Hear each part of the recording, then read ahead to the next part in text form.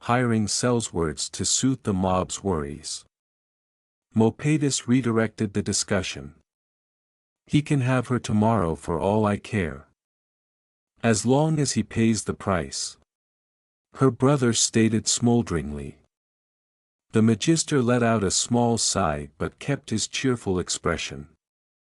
I have told you, all is settled. The Dothraki are of course bound to their Akal, and this one has promised you a crown, you shall have it in time. The Magister replied. When? Yelled Viserys. When the Khal chooses. He will have the princess first, then he must make the procession across the grasses of the Dothraki Sea to present her to the Dosh Khaleen at Ves Dothrak. Perhaps after that if the omens favor a war. Illyrio attempted to comfort the lad with a fiery the beggar king once more yelled, superstitions of savages only serve to waste my time. He then started to pace the floor. Realizing the reaction his next words would elicit, Yora grimaced as he added, I counsel you to be patient, your grace. The Dothraki are true to their word but do things at their own pace. A lesser man may beg a favor from the Khal, but must never presume to berate him. Mind your words, Mormont. I am no lesser man, I am the king of Westeros. Of an entire continent and all the men, women, and beasts that lie upon it. I am the last dragon and the dragon does not beg, cried Viserys, who, as was to be expected, became enraged at the knight's words and aimed his violet glare at the man. Spittle splashed onto the older man's face and chest. The youthful king had reprimanded Ser Yora, but he remained remarkably composed. He just lowered his gaze respectfully to his lord without flinching or even blushing in rage. After witnessing Viserys' tirade, Illyrio's sense of humor seemed to grow even more, and he silently savored the fatty duck that Viserys tore at with his slippery fingers.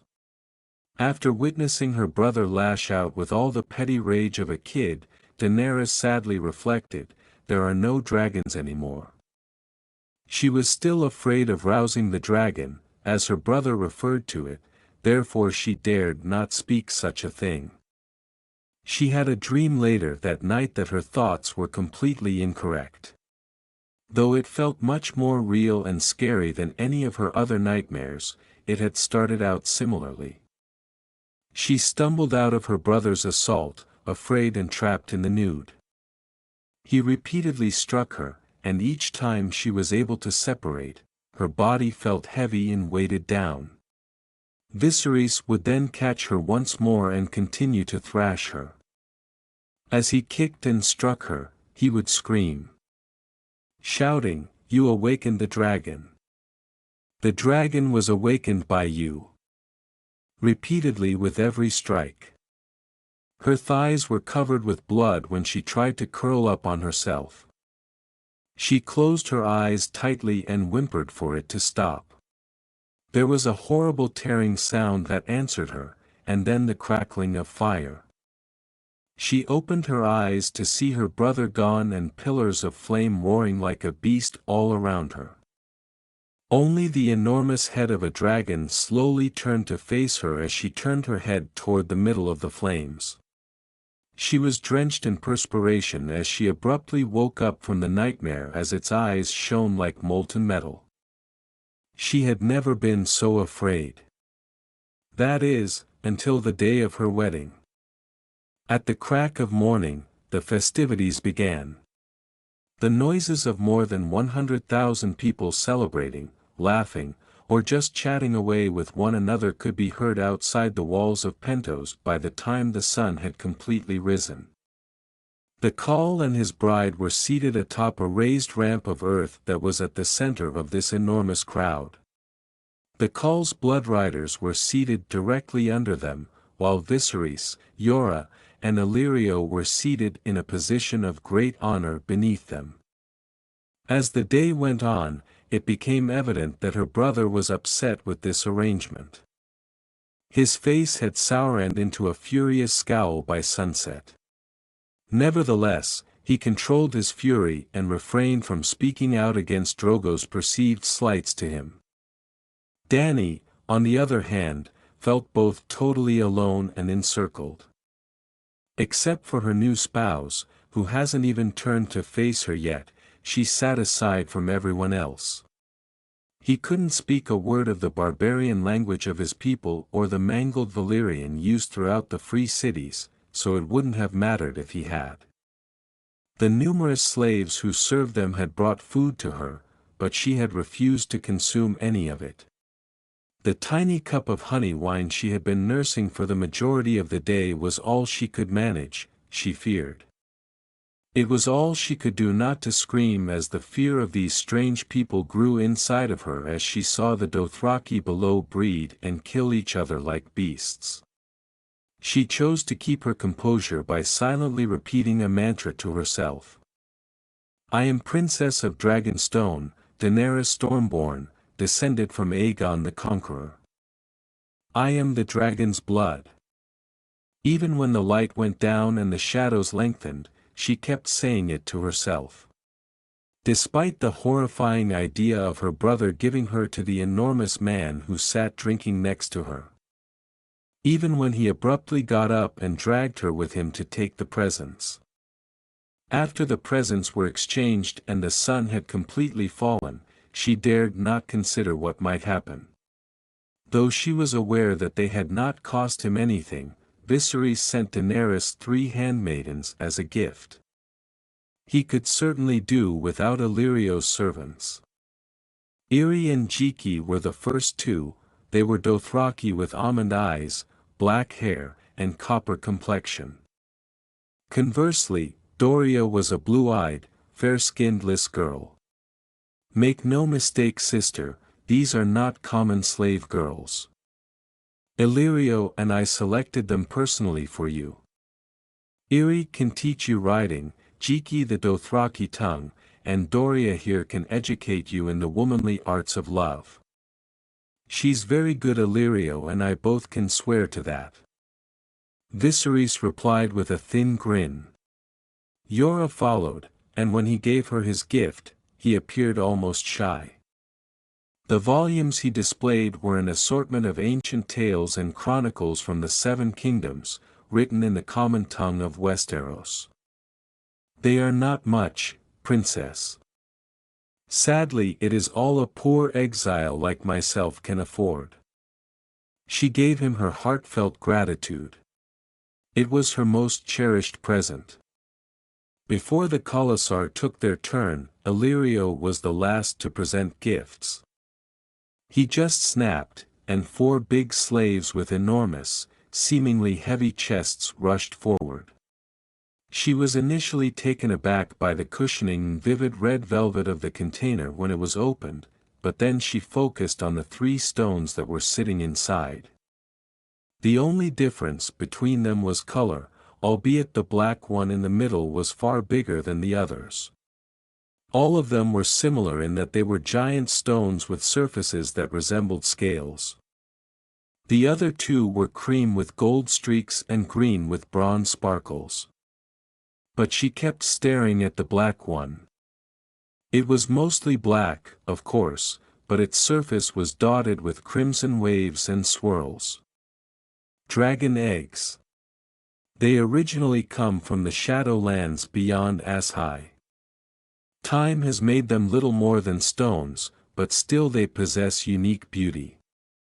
Much like you, princess. Illyrio replied.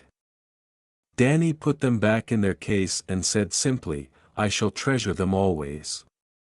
Then followed the Blood Riders, which resulted in several gifts of all kinds following the customary display of 3 Orant weapons and her customary reluctance to give them to her new husband. From jewelry and slippers to a dress fashioned from 1,000 mice's hides. She ended up with a ton of presents.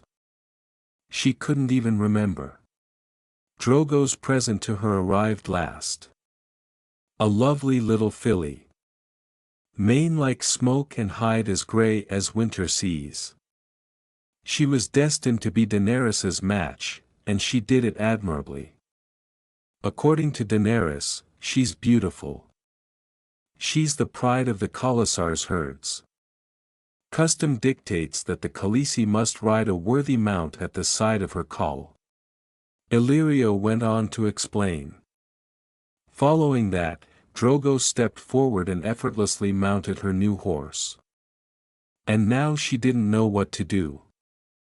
She had not been instructed on what to do at this time. She asked Illyrio, "What do I do now?" and Ser Jorah responded on his behalf. "Simply take the reins and ride." That's exactly what Dany did. She grabbed the reins and gave the horse a light kneel. It started out slowly, strolling, but as the horse and rider advanced, a shift took hold of Daenerys. She felt free from the anxiety that had engulfed her during the ceremony for the first time in hours. The mob of Dothraki clapped and yelled at the filly as they jumped out of her way as she took off at a gallop after receiving a little more prodding. She soon discovered a fire pit, though, and as she was afraid of running someone over, she kicked at the creature's sides, causing it to jump over the flames and return to the clearing where she had left the others. "Tell the khal he has given me the wind," exclaimed Daenerys, who felt more alive and confident than ever at that precise moment. When Illyrio followed instructions, Dany watched her new husband grin for the first time. The khal mounted his own stallion as the sun finally disappeared completely below the horizon and twilight gave way to night. Viserys approached Dany and whispered to her as he was doing so. He practically snarled at her as he dug his hand into her leg. He slunk away after saying, "Please him, dear sister, or I swear to you the dragon will awaken as he never has before." However, Dany's heart was once again filled with horror. With little time for other thoughts, Dany was forced to accompany Drogo as they navigated the Khalasar camp. She started repeating to herself once more, "I am the dragon's blood. I am the dragon's blood." They eventually stopped next to a little creek in an area with soft grasses, and the khal got off his horse and hoisted her off it like a child. At the time, she felt as though she were composed of glass. Not at all as delicate as it is. Drogo tied up the horses and turned to look at her in her silk wedding dress, but as soon as he got close to her, she burst into tears. He responded simply, wiping the tears from his eyes with his rough hand, "No." She said, "You speak Westerosi?" He answered, "No." It was the only word he knew of her tongue, she thought. While she was doing this, Drogo pulled them both to a sitting position and started taking off his long braids, bands and bells. Dany started helping him slowly, removing them from his hair one by one. He then instructed her to start unwinding his own braid. It was peaceful and slow. Maybe he made her do it for that reason. When it was all undone, he shook his hair loose, causing it to whip around him and then fall behind him in a long, dark torrent. He started taking her clothes off now. Gently and slowly. She covered herself and turned her head away from him as he unbuttoned her dress and took them down, but he gently but forcefully pulled her hands away from her body and slowly raised her head back up so she could once more see his eyes. Silently, he murmured, "No." She was astonished yet reassured by the warmth in his voice. She could hardly make out that it was a question. "No." "Yes." She answered, and as she linked his hands with her own, his hands quickly returned to her body.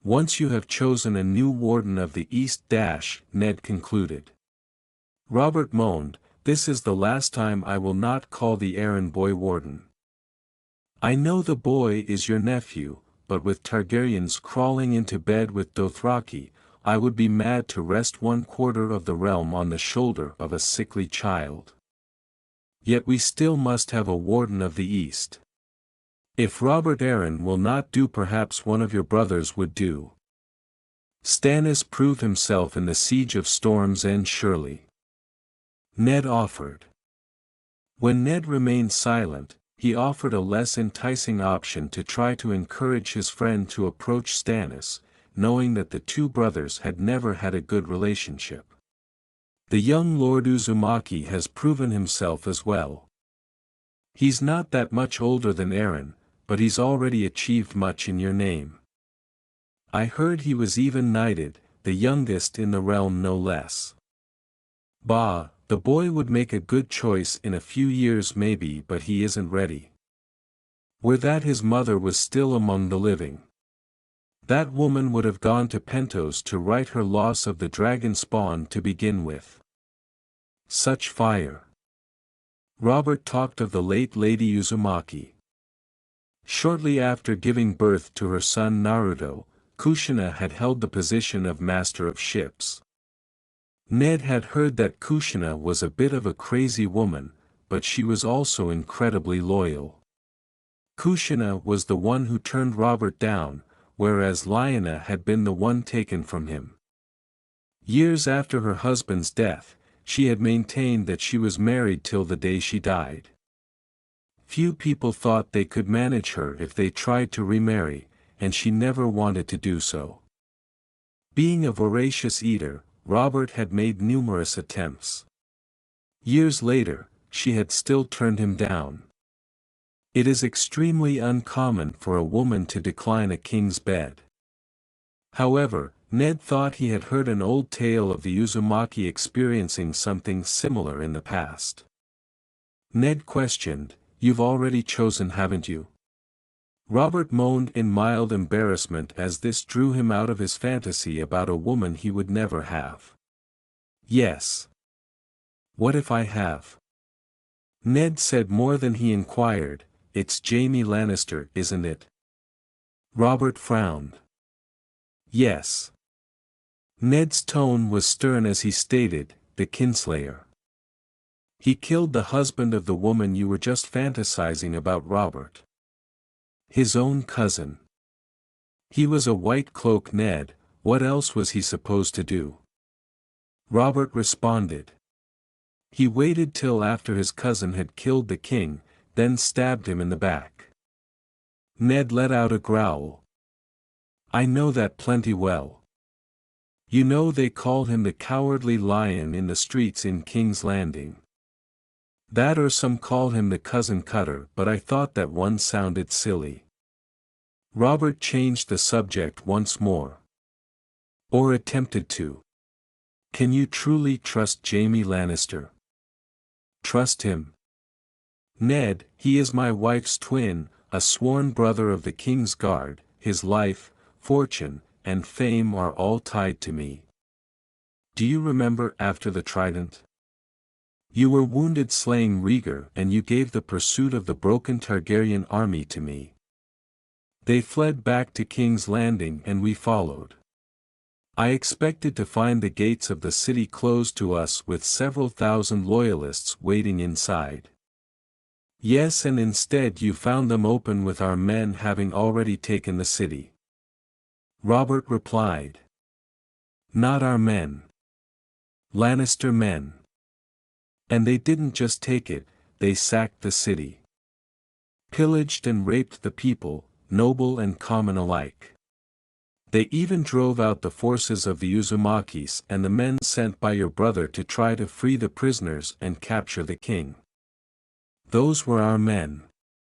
Ned screamed. The Lannisters wouldn't have even gained access to the city had it not been through treachery. When Robert said, treachery was a coin the Targaryens knew well, his cheeks reddened with rage once more. Lannister paid them back in kind.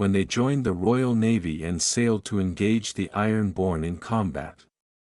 Only 2/3 of the fleet had been restored by the time Naruto took command of it, and he cut that figure in half that year while battling the Red Banners across the narrow sea. Even after a year of repair, his house's once powerful fleet was now a shell of its former glory. Karen exclaimed in amazement, "I've never seen so many warships. This is nothing. You should have seen it when my mother sailed for Pike alongside the royal fleet. She and Lord Stannis were leading an armada. I can't imagine how many ships the Ironborn must have had for the losses they suffered." The Battle of Green Waters was large, but there were fewer than 50 ships in total there. There were nearly 500 ships all around in the Battle of Fair Isle. She questioned, would this harbor even hold so many? Probably not. The largest our family's fleet has ever been has been 200 ships, but it's been a long time since then. Long before we had Dragonstone as one of our holdings. My mother commanded only 100 ships before she fell at Fair Isle. Naruto said as the crew started to tie the ship to the dock. This is part of the reason I was hoping for Stannis to still be in King's Landing when we went. I wanted his input on the various lumberers. I doubt I could acquire House Forrester's stock, but the best wood still comes from the North's forests. Lumber from the Kingswood or Rainwood is next best, but most of our current ships come from Wolfswood trees, and as for the Crimson Lady, I managed to commission a single ship of full ironwood from Forrester stocks. She's the grandest of my fleet, so she only gets the best. Naruto's grin widened as he stroked of the ship he owned. As they started to cross the gangplank to the pier, Naruto clarified, I haven't had any new ships built since the Crimson Lady was finished, but I've needed more than a single ship built for our family. What of the ships at Dragon's Rest? In Midport there are several dozen ships flying the red spiral of our house. Karen responded. I know many are trade ships in our employ, but most are warships, are they not? Most of our income from trade is in the tariffs and taxes charged for using our ports or harbors. We make plenty on that, or on charging locals for charters to base from our docks. The ships with our banner in your harbor are mostly galleys. Excellent for battle in close places like the Midport harbor. However, they aren't what we need to project our fleet's power. They are short and poor for boarding enemy ships. They are also slow compared to our sea-going warships, but they make perfect platforms for archers, crossbows, ballistas, and other weapons. We've typically used them as the method to launch containers of wildfire in sea battles that give us an advantage over other fleets. It's what my mother used in the Battle of Fair Isle, and it's where the name for the Battle of Green Waters came from. Naruto explained to Karen as he led her arm in arm up the dock. Naruto and Karen soon left the docks and headed up the wharf into the town center, with the other crewmen heading home. For its size, it was busy. The town's small streets felt congested, with a few businesses here and there, but mostly sailors and soldiers loitering about or patrolling the streets. Naruto quickly identified the person he was keeping an eye on despite the throng. She was encircled by his house's better-equipped guardsmen at the edge of the town gate. The blonde woman had obviously noticed him too, as though his red and blue kaftan would have made him easy to find in any situation. She smiled back at him in a much more subdued manner. After a little while, Karen became aware of Naruto's gaze and was conflicted by what she saw. She was aware of the woman. Tsunade of the House of Red Hands was a famous Bravos healer and a close friend of Naruto's late mother. Renowned for her beauty as well as her talent. Tsunade had stayed in Naruto's lordly court after Kushina was dead, even accompanying him to Storm's End where he served as a squire for Lord Stannis. Although she had heard a few anecdotes that suggested Naruto and she were close, she was struck by how closely they held each other's gazes. It wasn't a close family friend's appearance. She had already witnessed similar behavior between her parents. However, she remained silent about it. Although they weren't lovers, she knew Naruto loved her. Perhaps they were planning to get married, and maybe one day he would love her completely, but not right now. She knew this woman had her surpassed in his heart without saying a word. At the time, the 16-year-old was envious of the woman's beauty. Despite looking barely older than 25, she must have been close to 40.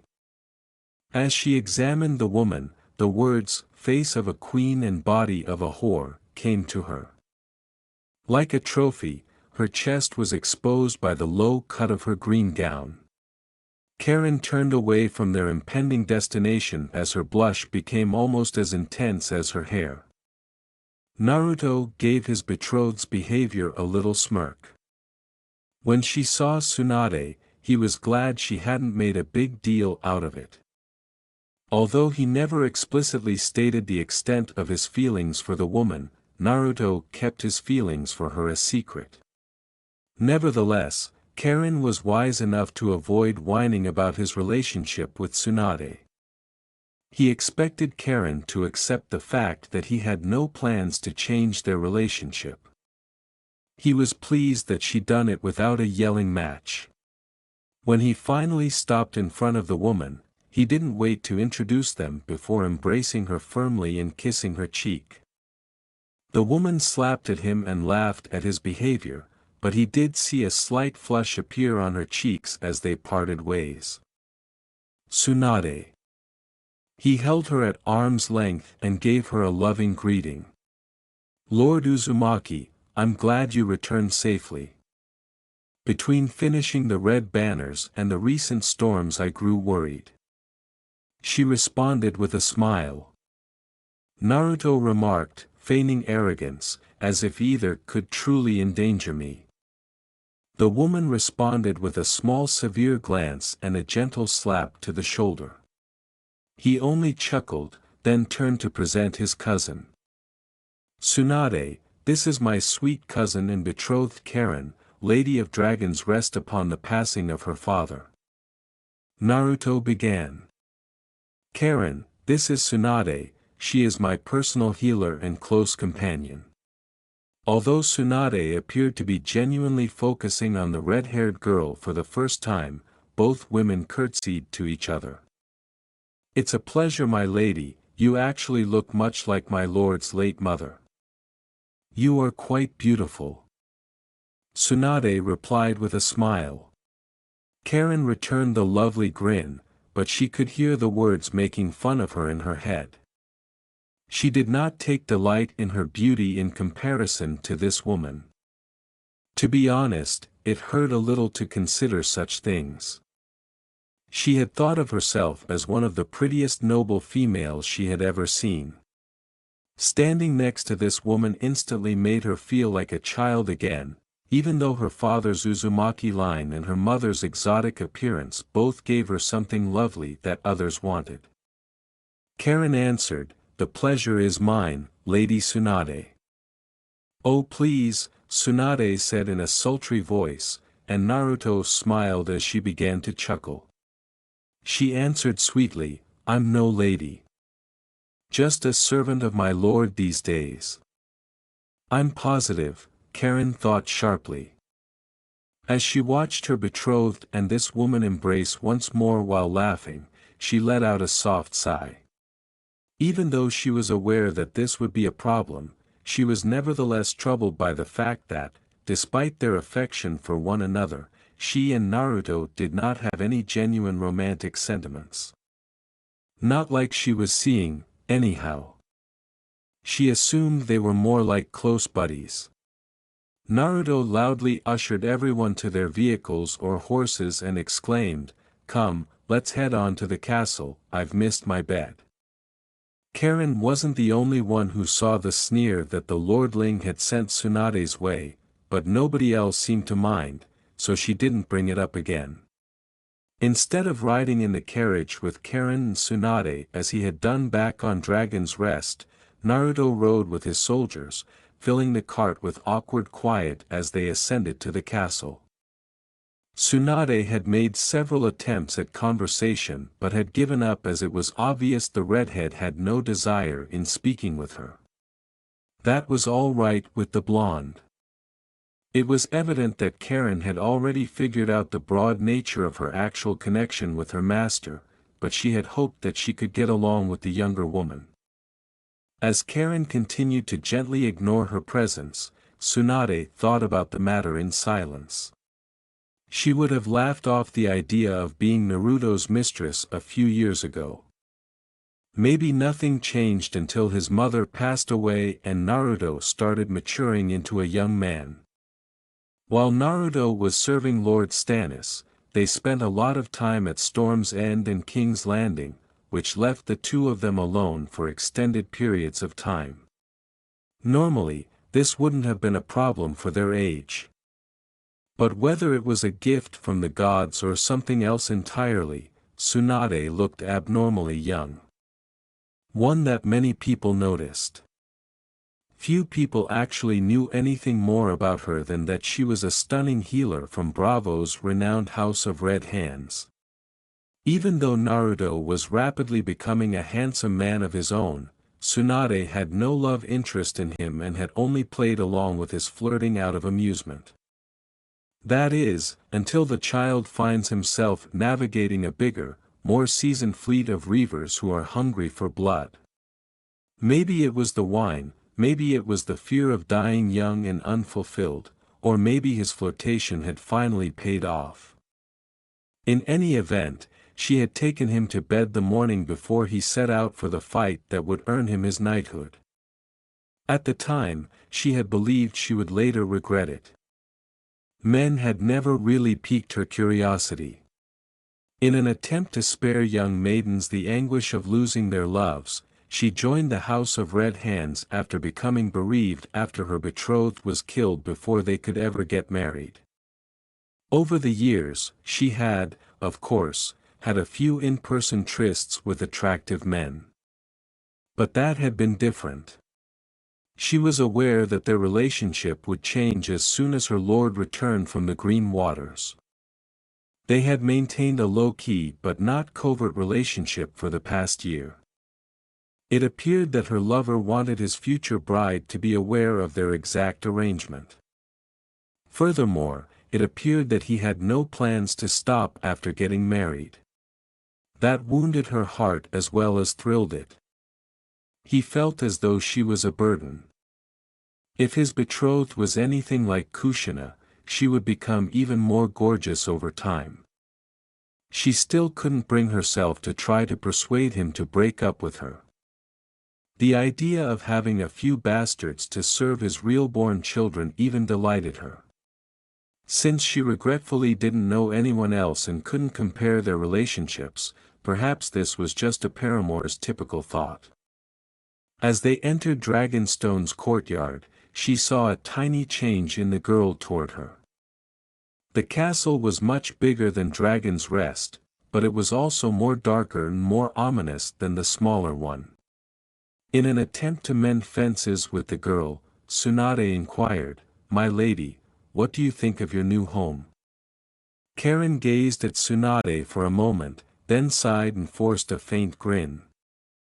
Tsunade thought, at least she seems to be trying. Karen turned back out the window and said, "It's not as homey as I am used to, but it's surely impressive." Tsunade replied, pulling Karen's eyes widening once more, "I'm sure. I will be doing everything I can to ensure you find it a happy and loving home. It is a part of my duty after all." Karen barely drooped, maintaining the ladylike demeanor she had exuded since Tsunade had first seen her. Although she appeared somewhat relieved, the older woman could understand that she was still cautious around Tsunade. All she could hope was that Naruto's plans wouldn't make the girl even more irate. She didn't seem to take it personally, and Tsunade wanted to use the chance to become friends with her lord's fiancée. They would have to share a home, and Tsunade would have to ensure that everything ran smoothly at Naruto's home. Keeping him content and healthy was, after all, her top priority. Two grooms hurried forward with a little stepladder and assisted the two women out of the carriage as soon as they had stopped. They observed Naruto welcoming some of the household's more significant members. Maester and his guard captain. When the man looked at her and Karen, Tsunade rolled her eyes. As she clasped Karen in her arms and dragged her away, Tsunade remarked, "We should proceed to the chamber of the painted table. Naruto prefers his meetings there and he will want to have one to get everyone onto the same page." Instead of fighting the woman, Karen glanced back at her cousin, who was now discussing his horse with a group of stable boys. When they arrived at their destination, Dragonstone once more impressed Karen. In front of her was the fabled painted table. An enormous structure. In person, it appeared much more magnificent than its stated dimensions of more than 50 feet in length and half that at its widest point, which depicted the all of Westeros. Raised on a platform to one side was a tall seat that she recognized as belonging to Naruto and serving as Dragonstone's ambassador. There were 4 enormous windows behind the seat that let in light, but since evening was rapidly drawing in, candles had been lit to dispel the shadows. "It's something, isn't it? Naruto used to come here often as a boy and traced the paths of his parents' journeys from their own youth." Tsunade smiled. "That sounds like him. He strives so hard to live up to their legends." Karen replied. "Of course. They were both his heroes, even if all he remembers of his father is him in a sick bed, and a few early memories of his mother busy at work managing the fleets and sailing in the narrow sea for Robert." The physician answered. Sliding her palm over the varnished tabletop, Karen gazed at the highways, the sculpted mountains, the rivers and settlements. Only the boundaries of domains and holdings were absent from the table. She guessed that Aegon didn't care about the borders of kingdoms that would soon be bowing down to him because he had the table built with the intention of capturing all of Westeros. After being pulled away from examining the table, the chamber's doors opened, revealing Naruto leading a group of people who were all undoubtedly essential to keeping the house of Uzumaki in order. Once again, Tsunade gently led her to a seat next to the elevated one she had previously observed. She observed Tsunade occupying the seat directly to her left, allowing Kakashi to carelessly dump himself onto the Lord's chair. Before settling into his chair, Naruto stood in front of it and looked around the table and the group of individuals for a moment. "Let us begin with introductions. Some of you know of each other, but I shall simply introduce everyone and move this along. Karen, here, is my cousin and betrothed. I plan to wed her sometime in the following year after my name day that is coming up. Next is Tsunade, my healer and companion. To my other side is first Kakashi, my sworn blade and master at arms, and beside him is Maester Jiraiya." Naruto introduced the people on his immediate flanks. The blonde next to her was someone Karen already knew well. When they left Midport, she had only been greeted and not given a formal introduction to Kakashi. He was a tall, nearly gaunt man who had once lost an eye.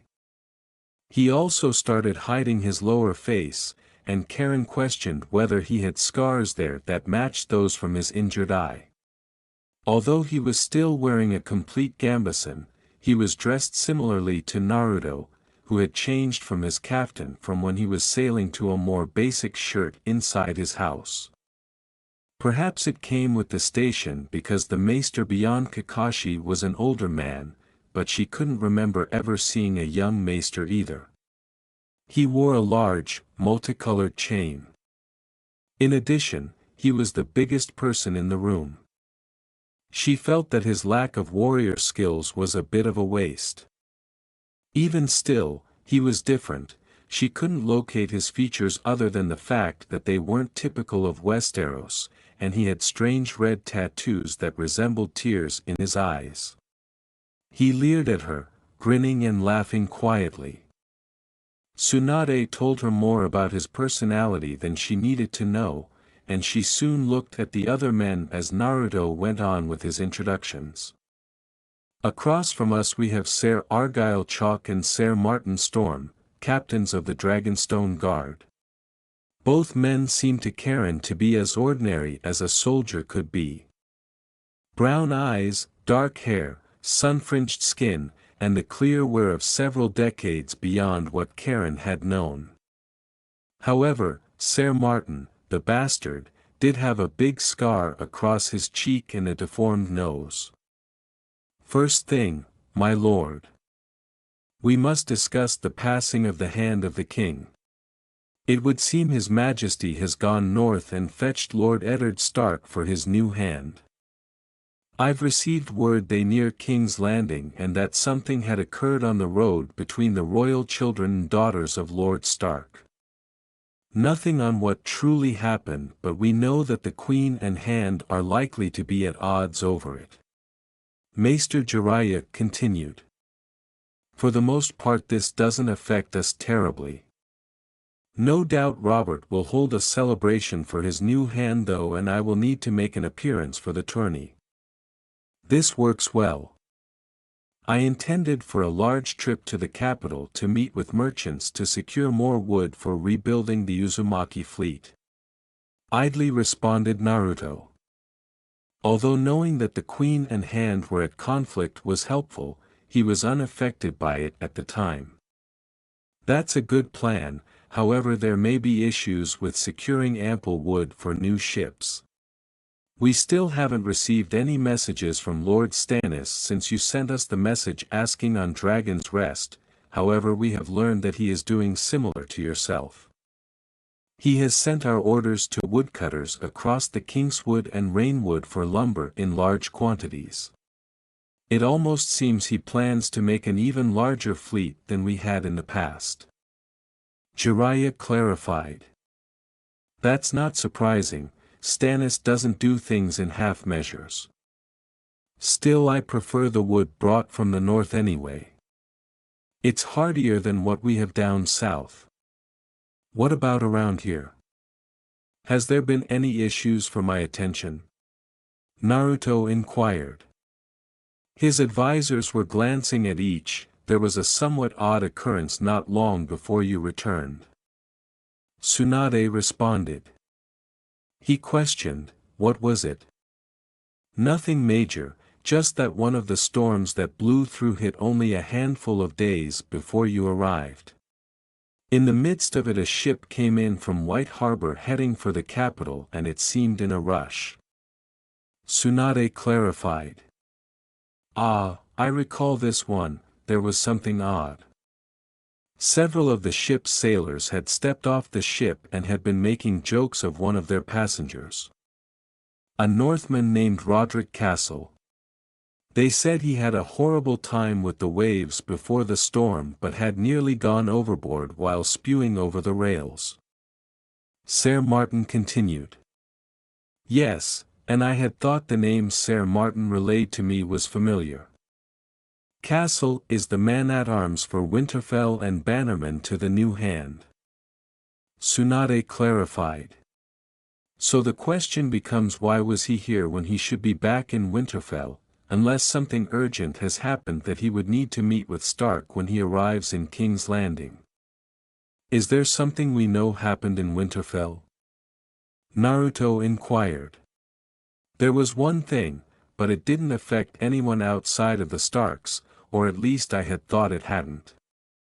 From what I understand, one of Stark's sons was crippled in a bad fall. Jiraiya clarified. With a hint of surprise, Naruto questioned, his heir?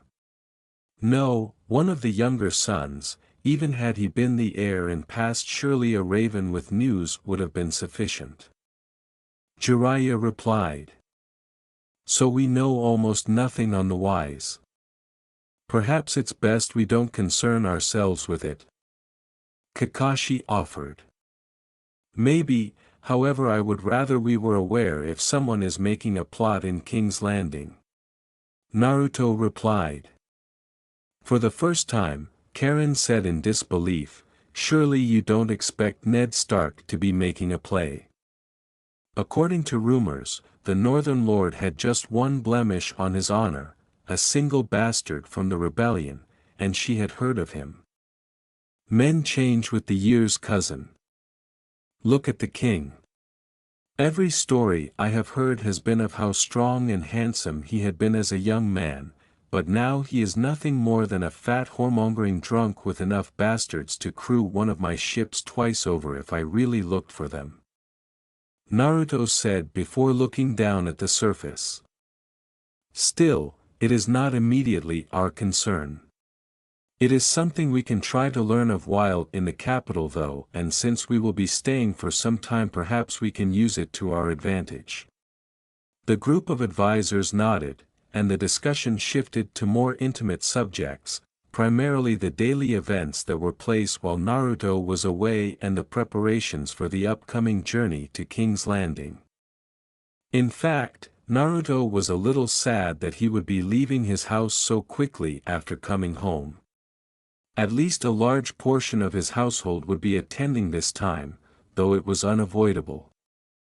Naruto led Karen to her quarters and then paused at the door as the group scattered. He was obviously reluctant to talk about anything, as seen by the little clearing of his throat. He seemed to run out of things to say, so he stopped there. Karen, I know you know that Tsunade and I are, more. The air soon fell silent. Karen sounded as though she were expressing a fact when she said, it won't stop, will it? Even once we've married. Her tone was neither dejected nor accepting. He answered, no. She whispered, I understand, and then turned to enter her room. To stop her, Naruto grabbed her arm. He hadn't done speaking, yet it wasn't harsh. He left no space for disagreement, but he understood that this was a lot to ask of her. I have arranged for her to be your handmaiden. I expect the two of you to be pleasant to one another. Perhaps even friends. Without meeting his eyes, she muttered, I understand, my lord. Might I go into my chambers now? As the girl slid into her room and closed the door, Naruto sighed and murmured, of course. Good night, cousin. After giving it a quick look, he went to his own rooms. Karen hurried inside to her bed, tucked herself into the blankets, and soon found herself gazing up at the ceiling. Friends with the mistress of my future husband. Is it expected of me to do that? Bitterly, she thought. Naruto, for his part, quickly forgot about his cousin and headed down the corridors to his own rooms. As soon as he slipped in, a smile sprang on his face. Tsunade, wearing nothing but a flimsy sleeping robe, was waiting for him. This time, unlike at the docks, Naruto gave her a passionate kiss as he embraced her. The pair kept kissing while becoming increasingly combative as they tore at each other's clothing. They retraced their steps and tumbled into the bed. Since they had returned to the island, the Lord of Dragonstone and his fiancée had been eating together in silence. Even while the girl didn't discuss it directly, Naruto was painfully aware that their time since arriving in Dragonstone had gone differently than Karen had anticipated or desired. With her, he pondered whether that would simply be a matter of time. He always thought she was the type of person who spoke her opinions freely, as most ladies in their family did. It was a custom that was different from most families but comparable to the Dornish, who, regardless of gender, received the throne as the first true-born. Compared to men, Uzumaki women tended to give birth to more Uzumaki women. It's a little ironic that just one of the 3 remaining pure-blooded Uzumaki was a woman. As had become their custom, they ate in silence, and Naruto mostly ignored Karen as he went through a number of documents and other different scraps of paper.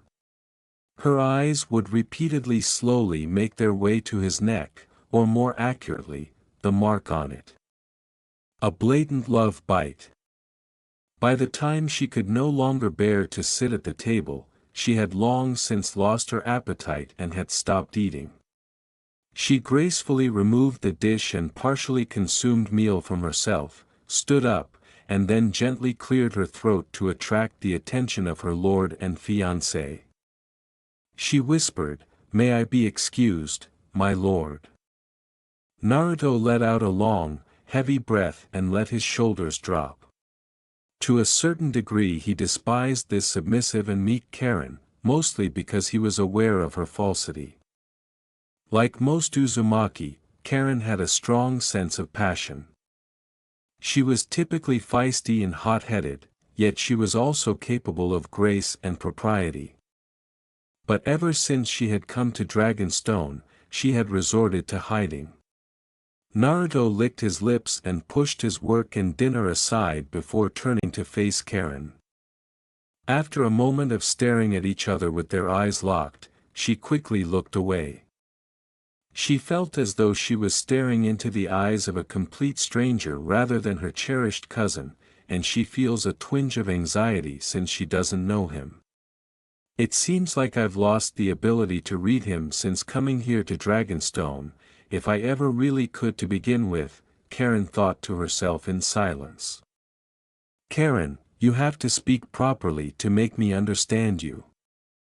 I know there is a rift growing between us, but if you don't speak there is nothing that could be done about it.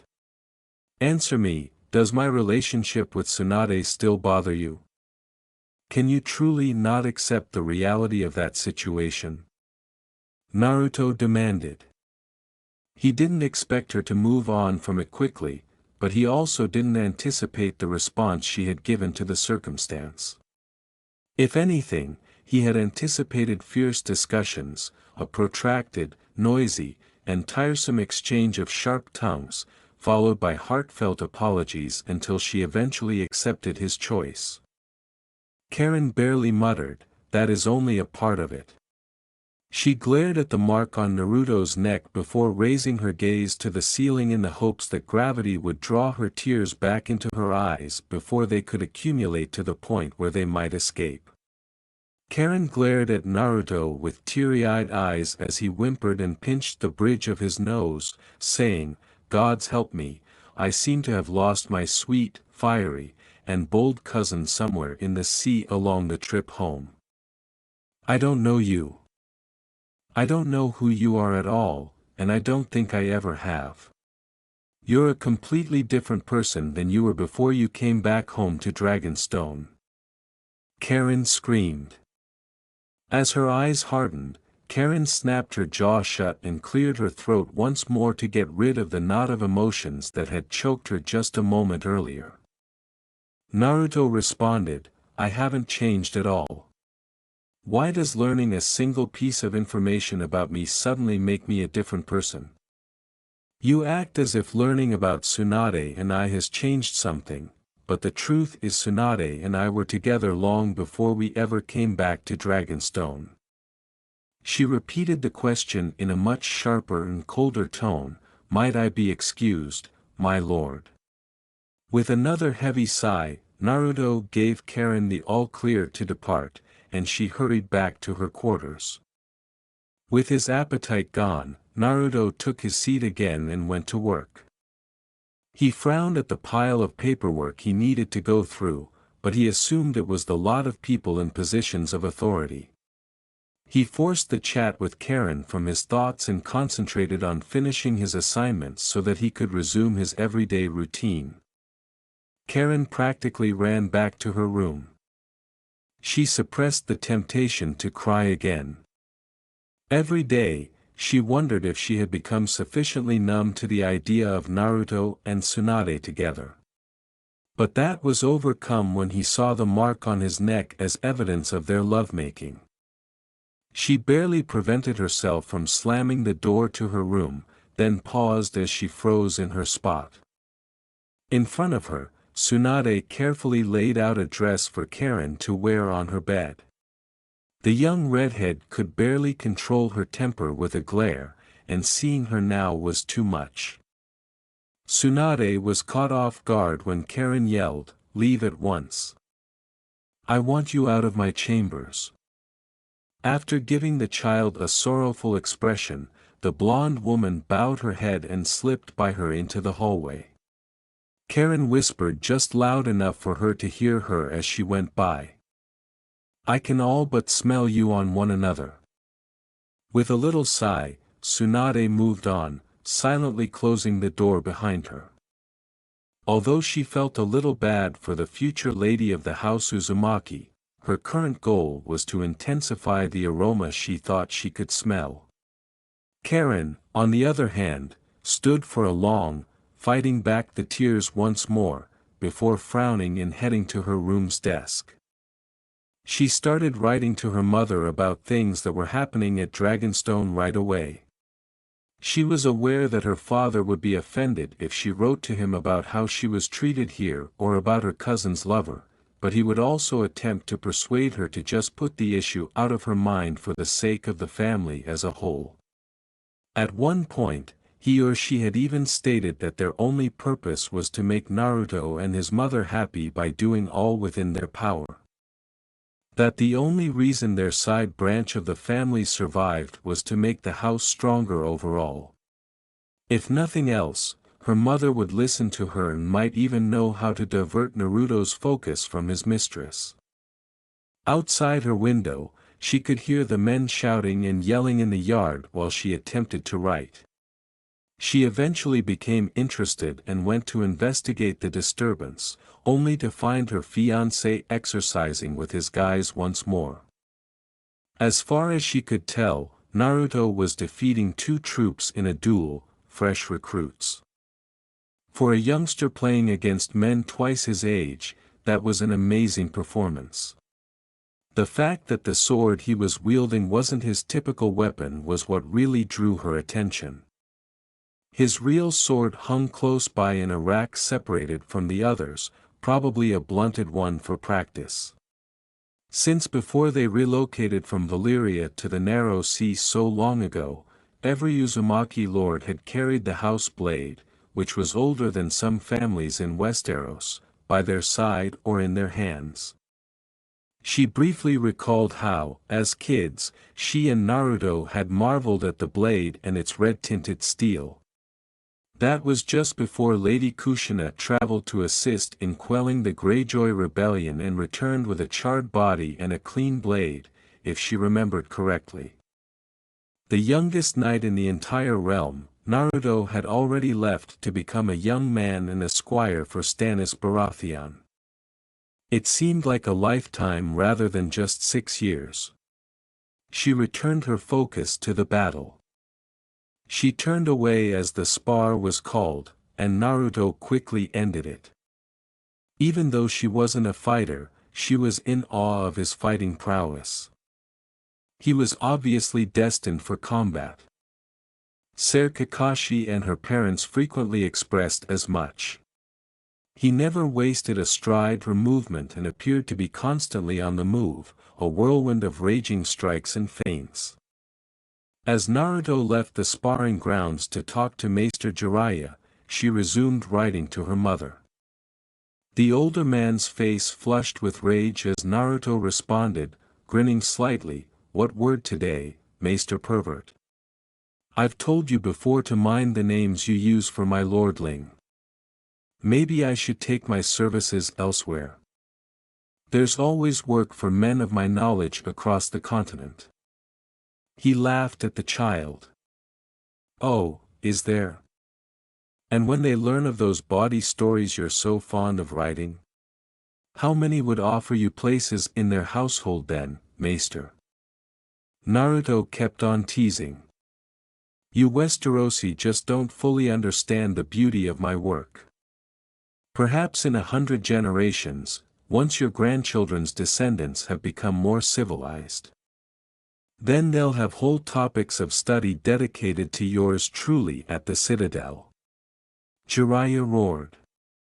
At the conclusion of his threat, Naruto's face lost its smile and he scowled icily at Jiraiya's face. Truly I have no doubt, Maester, just know that should either Karen or Tsunade be found in one of your little stories or even their likeness, I'll drown you. With a hint of panic, Jiraiya exclaimed, Oh of course my lord. I would never. Such an act would demean such beautiful ladies. My old eyes could never truly do them justice anyway. As he wiped away the perspiration from his previous battles with some of the men, Naruto put them back on course by asking, Right, anyway, the word today is what, Maester? He may have had little opposition in the past too, but he had already been put through his paces by enough veterans. A Maester and more replaced Jiraiya's previous rowdy demeanor.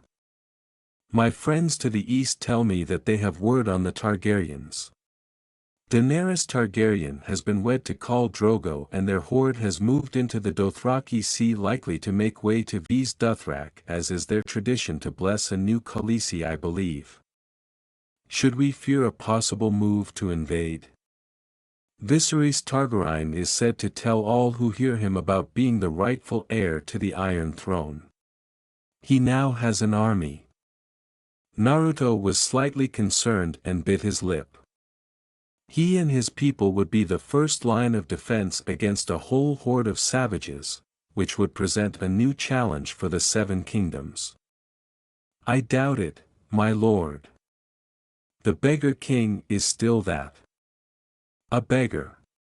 His horse lords won't listen to him over their own traditions, and even should they have the omens to make the attempt, they would need to somehow gather the funds, material, and manpower for perhaps one of the largest fleets this world has ever seen. Even then, the Dothraki are horsemen not sailors. 1,000 transports on open waters is easy prey for a tenth that in warships. Jiraiya offered advice to his lord. Naruto and the elderly man sat on a bench and turned to watch his men continue their training in the yard. We cannot guarantee the impossibility though. We must be prepared either way. We will need to begin setting aside even more money than we had initially planned for the new fleet and sailors to man them. I want to build us back to the size my family had at its peak, add 200 more ships, Maester. Jiraiya nodded and hurriedly jotted down a note, saying, As you wish. Naruto inquired, What of Lord Stannis? Any news? Jiraiya responded, I'm afraid not, but his expression suggested that something else was going on. Naruto pressed, You have more to say. Well, my lord, it's just that something strange is happening, I fear. I have gotten no replies from Storm's End. Not even one bird, but I conclude that a storm has harmed them. It has happened a handful of times in the past, not to mention that there were several storms peeling along the coast of the Stormlands like usual. Jiraiya made an effort to alleviate the worry that other could be going on. As he stood and the two parted ways, Naruto murmured, Pray that it is the case, Maester. I fear what might be happening, if that is not so. A short while later, he was dragged into a close embrace in a deserted hallway. Tsunade barely waited for him to recognize her before putting her lips to his and giving him a passionate kiss. With the intention of giving her a love bite that matched the one she gave him the previous evening,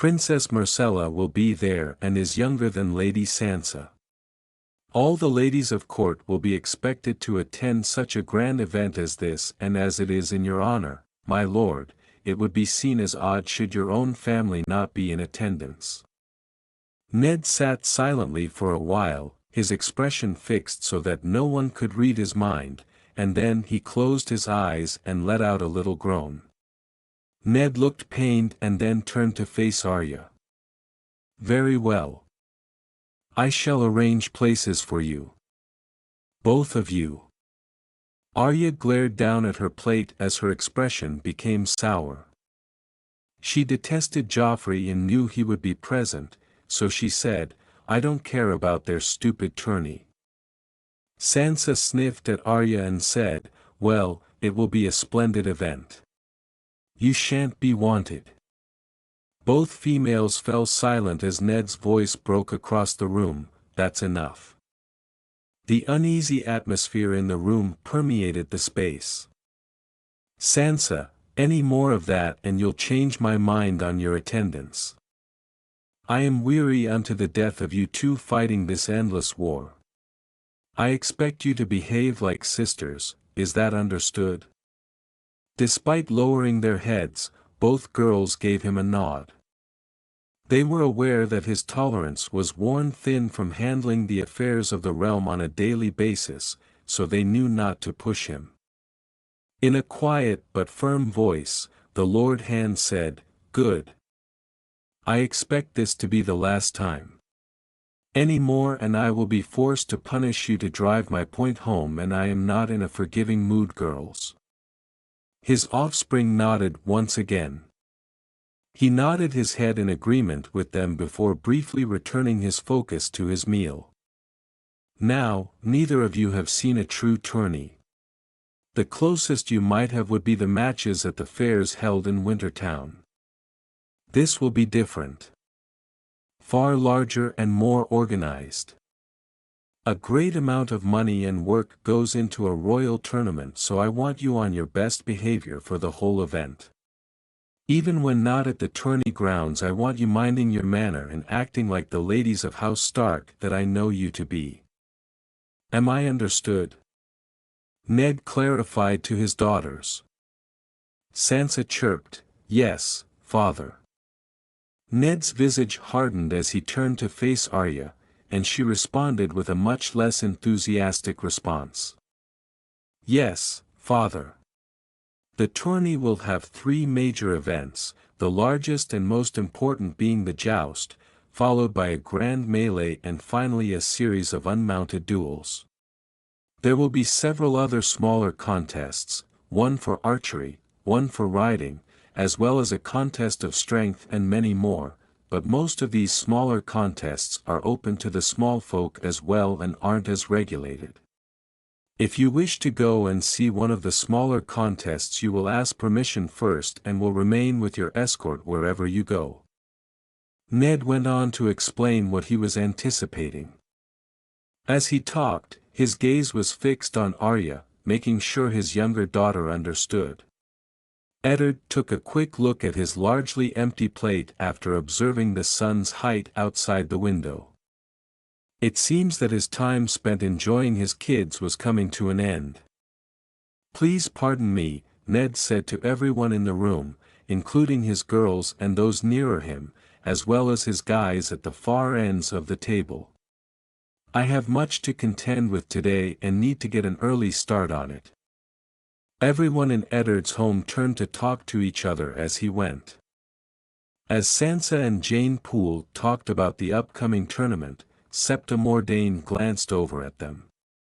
Ser Jorah and Hullen conversed about horses, with Hullen telling the young knight that his horse was ideal for combat but unsuitable for events like jousts. Arya was the only one without nobody to talk to. She sat by herself and felt it for the first time since the Hound killed Micah on the Trident. Arya got up to leave after realizing she was hungry no more and that she wanted to be by herself, but the Septa's voice interrupted her as she was thinking about her deceased friend. Septa asked harshly, "Where do you think you're going?" Trying to maintain a courteous tone with the elderly hag, Arya responded, "Maybe I may be excused, I'm no longer hungry." The septa sniffed and replied, "Absolutely not. You must clean your plate, Seven knows you're too thin." Arya gritted her teeth in anger. When she noticed Jane Poole unable to conceal a chuckle, she struggled to suppress her tears at the insult. Arya said, "You clean it," before turning and running out of the room as the men roared with delight and the septa shouted after her. Fat Tom was stationed at his position next to the corridor door when she flung it open and ran past him.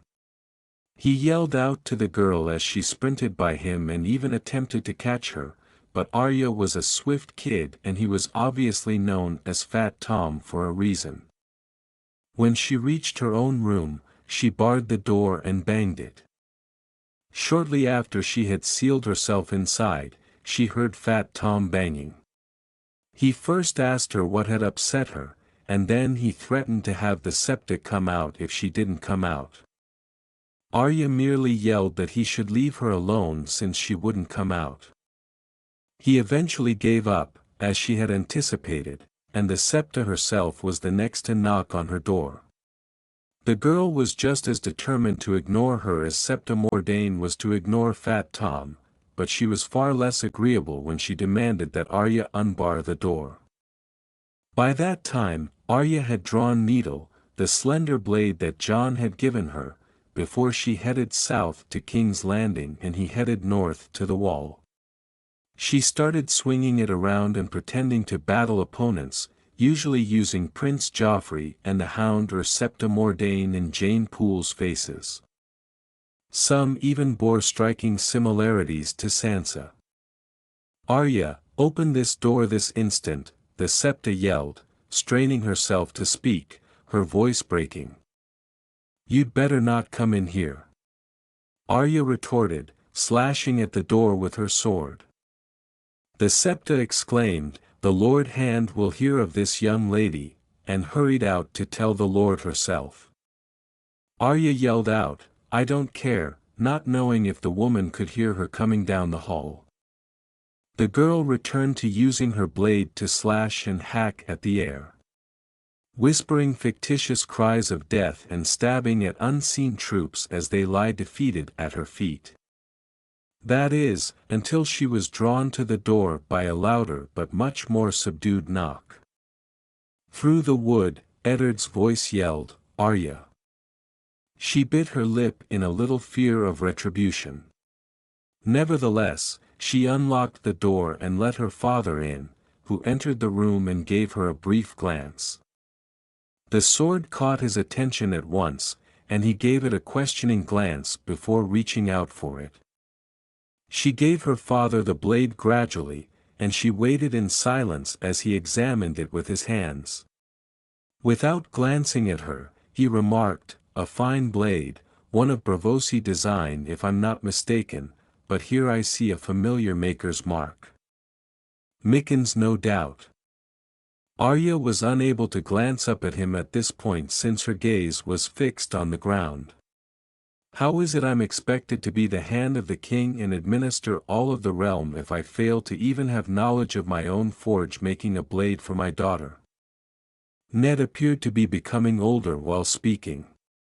He sighed and turned to face Arya, almost recoiling at the memory of his father and sister's comparable circumstances from so long ago. For her part, Arya had never seen her father appear so worn out as he was just now. Ned sat on the edge of the girl's bed and said, "Arya," as she climbed up to sit next to him, "you must learn to be more respectful to Septa Mordane." Arya gave her father a furious glance before cutting him off. "I hate Septa Mordane. The septa goes above and beyond her station and what I have paid her for to try and tame you into a respectable lady." He responded in kind. "I don't want to be a lady." She flinched as Eddard snarled, "I should snap this toy over my knee and be done with this nonsense." "You can't break Needle." Arya attempted to sound assured, but her voice was tinged with anxiety and doubt. At what his daughter had said, Ned raised an eyebrow. "It has a name, does it?" Ned groaned again, and Arya couldn't help but notice that he seemed unhappy and exhausted. Weary, elderly, and depressed. She now detested the capital even more for giving the impression that her father was so worn out and sad. "You know, my sister Lyanna would have carried a blade at times if my lord father had allowed it. You remind me of her often. You even look as she did," he stated with regret. Arya pulled her legs up to her chest and remarked, "But everyone says Aunt Lyanna was beautiful." She was comparing herself to her aunt. He looked down into his daughter's eyes and said, "She was beautiful, and willful, and dead before her time. What do you intend to do with this blade, little she-wolf? Do you plan to stick it in Septa Mordane, or perhaps Sansa? Do you know the first thing about sword fighting?" Arya responded right away, "You stick them with the pointy end." Her father surprised her by laughing. He felt a little lighter now, but his laughter subsided as he remarked, "I suppose that is the basics of it. A little more joyful.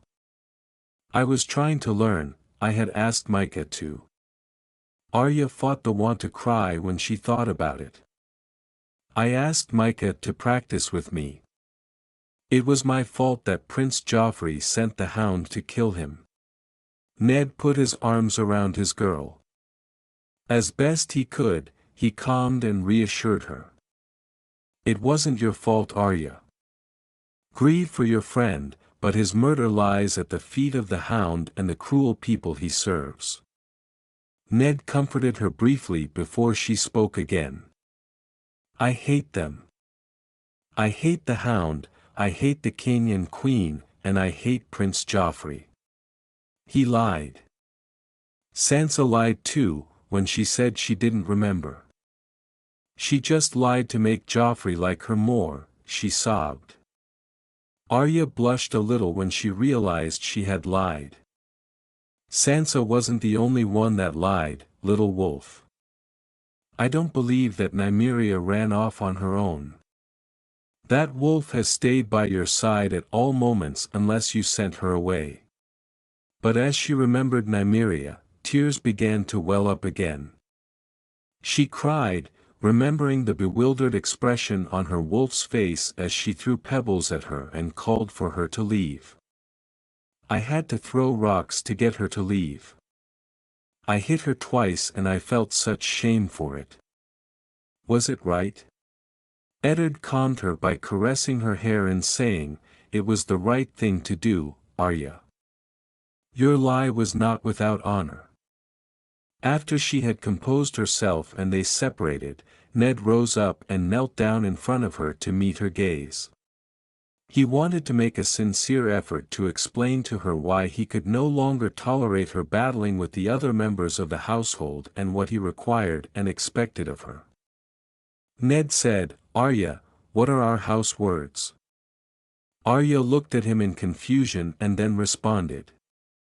"Winter is coming," was her bewildered response. "Yes. The hard times. The cruel times. You and your siblings have had tastes of it when Bran fell and again at the Trident with that business with the prince and Micah. However your sister and your brothers are all summer children. You were born and reared in a long summer, one of the longest, but winter is truly coming. Now, what's our sigil?"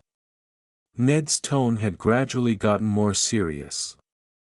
"It's the dire wolf," Arya said, but now her thoughts were on beloved Nymeria, running wild in the Riverlands, or perhaps she had strayed all the way back to Winterfell in the north through the bogs and marshes of the Neck. "There is another saying for our house. When the snow falls and the white winds blow, the lone wolf dies and the pack survives." Summer is the time for squabbles, but in winter, we must protect one another, keep each other warm, and share our strengths. If you must hate, hate those that would truly do us harm. Septa Mordain is a good woman and Sansa is your sister. Even if you are like night and day, you are sisters and you need one another, and by the gods I need both of you. Ned looked like he was sighing and sagging his speech.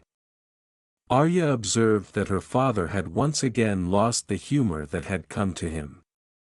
He suddenly appeared even older and more worn out.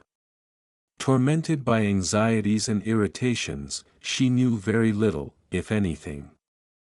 In an attempt to revive her father's eyes, she said, "I don't hate Sansa, not truly."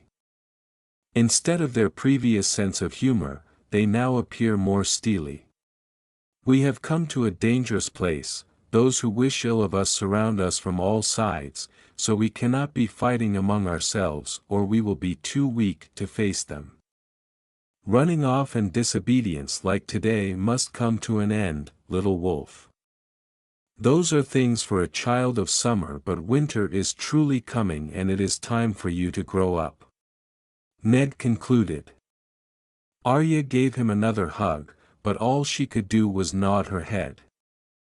He held Needle out for her to grab as he stood. The girl's eyes grew big, and she glanced up at her father's face in confusion. With a ghost of a smile, Ned answered, "Go on, take it." Arya questioned incredulously, "I can keep it?" "Truly?" "Yes. If I took it, I'd no doubt find a morning star under your pillow next. Just don't stab your sister with it. No matter what reason she gives you." He replied, trying to control his mirth as the girl brightened right up, even while blushing about his final comment. 3 days later, young Arya began her dancing lessons with her instructor from Bravos, Syrio Farrell.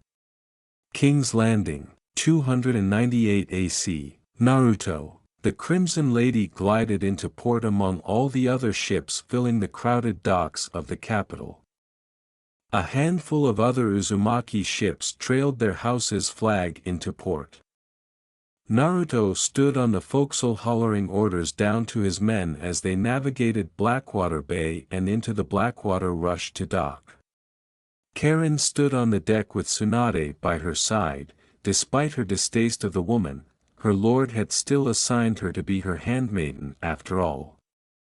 Over the short trip from Dragonstone to King's Landing, she had shared quarters with her, and found it, against all odds, that she could not outright hate the woman. She was nowhere near fond of her betrothed's mistress, however she had settled into what she felt was the best course for the time being to handle her situation. She simply did everything she could to put the ties between the two out of her mind. In truth, it was a poor solution, but for the time being it seemed all she had. Now, once again she was attempting to put the thoughts from her mind as she ignored the blonde a step behind and left of her. Instead, she was turning her mind to the thoughts of the tourney and feast to come. The excitement to see everything the capital has to offer, and all Naruto had told her about in regards to what to expect. Her cousin would likely be the youngest to compete in any of the competitions, evidently intent on both the joust and grand melee. That did fill her with some trepidation. She'd heard tales of knights and lords killed in tournaments, especially the grand melee. Just last year one of her father's best knights, a man she had thought invincible due to his skill, had lost an arm and bled to death in a melee held in the Stormlands. She'd heard other horror stories of tourneys. Tsunade, Karen did her best to not show the discomfort she still felt speaking to the woman. Is it true that some poor young man was split nearly in half earlier this year in the Westerlands by the brute they call the mountain that rides? She blinked when she noticed the silence around her as several men had stopped what they were doing to glance their way before returning to their work. Tsunade herself looked uncomfortable at the topic. Karen thought perhaps she felt similarly to herself and wished that Naruto might not join the tourney after all. "What is the problem?" she asked her handmaiden. The others around them were all busy after all and not there to talk. "My lady, it's just that Ser Gregor Clegane and his brother are considered more like monsters than men," Tsunade said quietly in her husky voice that no doubt helped her enthrall Karen's husband-to-be. Karen shook the thoughts from her head and turned fully to the blonde beside her. "I've heard rumors." Karen led on the conversation, causing the blonde to sigh. Karen decided then and there she had more in common with this woman than she first thought, though it only incensed her more knowing that was the case. "I've heard the same, my lady.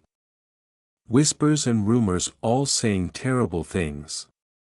Things such as the word that Gregor prefers only the youngest of maids for his bed, sometimes he even kidnaps peasant girls, none that could be considered women in any true sense," Tsunade said in a hushed tone. It would not do for such accusations to be overheard loudly in the crowded docks of King's Landing, even by their own men. The young lady was horrified that such a man was not stopped. "Why hasn't he been brought to justice?" "They are rumors, Lady Karen. Even were they not, that one is a man of Tywin Lannister, and I hear that the king would not move against his wife's father," Tsunade explained. Nearby Kakashi all but growled at the memory of Clegane's work. The corpses of a woman and 2 small children Lady Kushina had returned to the Martells flashed through his mind. He had been but a boy at the time but was already in service to Lady Kushina and her husband. He recalled the bodies, such horrible mutilation wasn't even seen on the battlefields he'd fought on. "I rarely pray for anything," Kakashi commented quietly, bringing both women's attention to him. "But I pray to the 7 near every day for that beast to die the death he deserves." Even Karen, sheltered as she was on Dragon's Rest, had heard the story of Elia and her children. She decided she wanted to hear no more of this monster of men, and remained quiet alongside the rest of the group as they found the inn they would be staying in for their stay in the capital. As they traveled, Karen noticed the city was terribly crowded. Their men in front of the carriage and horses had to shove and harass people in the street until they moved out of the small procession's way. The city also smelled terrible, Naruto having told her the stench was from the poorer areas like Flea Bottom wafting over the city as a whole. Even in the wealthier section of King's Landing where the finer inn they were to stay seemed crowded to Karen, and while it was far better here, she could swear she smelled Flea Bottom even then. Thankfully, the owners of the establishment had selected fragrant flowers as well as plenty of incense to burn and drown out the stench completely. House Uzumaki was among the wealthiest of houses in Westeros. Only having grown in their reputation and filled their coffers more with the end of Robert's rebellion and seizure of Dragonstone for House Uzumaki. That being said, Karen knew that Naruto hoped to win well in the tournament even if he didn't take first place, to hopefully soften the blow he would likely suffer from the reconstruction. Just moving from Dragonstone to King's Landing and the process of docking and making their way to the inn had been exhausting for the whole of the household. By the time they were settled, it was near nightfall and Naruto had declared they would venture out to see the city the next day early in the morning. He seemed intent to show Karen some of the sights as well as handle his own business. The next morning, as Naruto had promised, he and his household had awoken early to provide plenty of time for him to lead Karen around, as well as to visit the Street of Steel and find an adequate smith for some work Naruto wished completed. Their first stop was the Street of Steel, to a well-regarded smithy who had come to Westeros from as far as Qohor. It was said the man was the only one on this side of the narrow sea that could reforge Valyrian steel, and his work was assuredly among the best any smith in the capital could offer. They didn't take too long there. Naruto left the group to browse some of Tobomat's finished creations while Naruto and the man himself stepped into the back. His primary need was a simple repair job for his tourney armor. A fastener for a strap had broken loose and needed refit. Thankfully the repair would be as cheap as it would be fast. However, Naruto also contracted the smith for another job. While the man's apprentice would be completing the repair, Tobo himself would be making what Naruto asked for. Tobo offered to have Gendry, his apprentice, do some maintenance on Naruto's second set of armor. The young lord had two sets, one for the joust and the second for the melee and combat in general. Seeing no harm in it, he agreed, and after talking with the young man who was actually a couple of years Naruto's senior, Naruto concluded he couldn't have selected a better pair of smiths among those available in the city to entrust his equipment to. After leaving, Naruto and his group move on to see the dragon pits and eventually return to a tavern not far from their inn. Karen, despite the negatives of the city and the stresses of recent disappointments, let alone the slight worry she felt for the upcoming tourney, was having a splendid time. Everything was lively and so exciting compared to most of her home life. She had been so used to waiting around in her family holdfast on Dragon's Rest. With her father's poor health she had rarely left. Now though, seeing the bustling of King's Landing that had overwhelmed her earlier, now simply made her giddy for the festivities that were to come. The group had decided to mingle with some of the other nobility and their pirates that were coming for the tournament. Whatever enjoyable time Karen and her companions had sadly came to an end just as the sun began to set. The revelry and rowdiness of the tavern had hit its height when Naruto and Kakashi seemed to tense as a few other men sat at a neighboring table. Karen looked over to take in the appearance of the men. Both of the lords, or knights, were younger men. The first she noticed was none other than Lord Renly Baratheon, youngest brother of the king himself. He was tall and lithe, handsome as well, with a clean-shaven face. He looked to be nearly 10 years Naruto's elder, but the look in his eyes as she saw him glance at her cousin showed that he held a deep-seated contempt for him. The second man of note was Ser Loras Tyrell, a man that made Karen blush faintly at the sight of him. He was just as handsome as rumor said, with thick curly golden brown hair and a lean physique and bright smile. Karen could see why so many young women were taken with both men, especially with Ser Loras. Deciding she should do as expected of a young lady, she leaned closer to Naruto, who gave her a small surprised glance before smiling slightly back at her. Both of the new arrivals seemed very intent to glare down her betrothed. She recalled overhearing her father speaking to Naruto in the past about Lord Renly's opinion of him. The young lord had apparently gained Renly's distaste by simply being born into House Uzumaki initially, but it had worsened from there. He evidently held that Storm's End should have been his own seat and Dragonstone his elder brother's, that is until Kushina Uzumaki had been the one to take the island and help in the taking of King's Landing. Lord Uzumaki. Renly greeted, and though his face and smile seemed friendly, the words came out with a venomous quality. Lord Baratheon. Naruto replied cordially.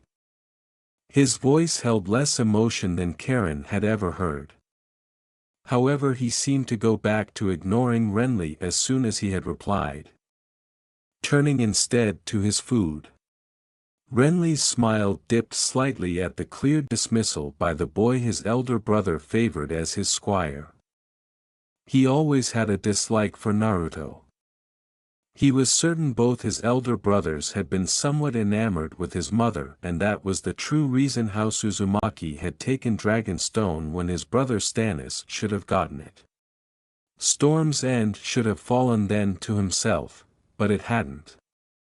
To make matters worse, this boy had been Stannis' squire for a handful of years, and the man had doted upon him in a way he had never treated Renly himself. That had been only the start of their issues. "This is Ser Loras, my former squire. A fine young knight, perhaps the greatest in the realm, only 15 when he received the honor," Renly introduced. "Ah, so I only beat him out by a year. Is that why you came over to speak with us? Oh wait, you must have wanted me to introduce my own party. Well, this is the devilish Kakashi of the lightning blade. Yes, the rumors are true, my master-at-arms strikes with the speed of lightning itself. All those in the tourney should be relieved to know he is not competing this time. Beside him is the lovely Tsunade of the House of Red Hands, my personal physician and confidant and my lady's handmaiden. Last but certainly not least is my betrothed, the beautiful Karen Uzumaki, my sweet cousin. Do you require more from me, or can I return to eating now?" Naruto asked, causing Loras to turn a scarlet red in his face at the dismissive attitude toward Renly and the disrespect shown, though Renly himself simply lost his smile. "As biting as usual, little lordling," Renly said with darkening eyes. "As biting as Ser Loras? Should I fear for my innocence? At least I know my lady is safe." Naruto snapped, causing Loras to hiss out a reply. "Yes, well, at least this Uzumaki maid knows her place better than your mother did. Perhaps she'll live longer as a result." Loras jabbed. Karen's hands flew to her mouth and her eyes went to her cousin in worry of how he'd react. Both he and Kakashi were on their feet in a flash, sending their chairs clattering to the floor, with Renly and Loras following suit and men in service to both parties up only a moment after. Hands gripped sword hilts as Naruto glared at the two men, Kakashi beside him ready to attack at a single motion. "My lords, please. Not here. Not in my establishment, I beg you. Can you not speak like gentlemen, or at least take it to the street?" the owner and bartender cried. "I suggest you apologize, Ser Loras." Naruto growled. "My lords, surely such capable young men can face one another in the tournament and settle your differences there." The bartender tried again. "I would be surprised if the lordling would even make it past his first tilt of the joust," Loras said with a sneer as he and Renly removed their hands from their sword hilts and strutted away from the tavern with all the pomp a young lord could possess. Naruto sighed as he watched them leave. Renly sending him a dark glare as they went, and drew out additional coin to pay the keeper for the trouble. As he and Kakashi returned to their seats and the festivities slowly kicked back up, Karen leaned in close enough for Naruto to hear her easily enough while keeping their discussion private. "I knew you had trouble with Lord Renly, but I had no idea it was that bad. He and Ser Lora both hate you, Naruto," Karen said to him. She flushed slightly as Naruto leaned in closely to her to listen. They had been distant lately, this closeness would not have bothered her until recently. "You already know Renly has a distaste for our family because of my mother. It only grew worse when I served as Lord Stannis' squire, and worse again while I stayed at Storm's End. Renly is a petty man, both of them are, really, but Renly especially. He would do so many stupid little things to try and shame me in front of Lord Stannis only for Stannis to see the truth, and we've never gotten along since," Naruto explained. Naruto felt no need to add that Loras was Renly's not-so-well-kept secret lover and former squire. He could partially understand the feeling of defensiveness the man held for Renly, but it still struck Naruto as foolish. He wasn't above playing their game though. He would shame Renly and Loras both at the tourney if he could. Dothraki c. 298 AC. Daenerys. She wasn't sure when it happened, the change in her as she grew more accustomed to life among the nomads of the Dothraki Sea. At some point she had started to truly adore this new life.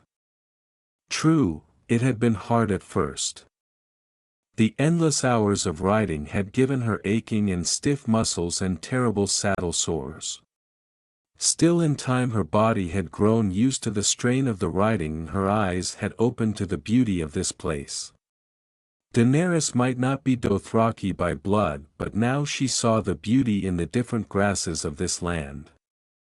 The wind whispered across them in waves causing the blades to rustle like some natural instrument. Here on the Dothraki Sea the grass could grow as tall or even taller than a man on a horse and it was endless.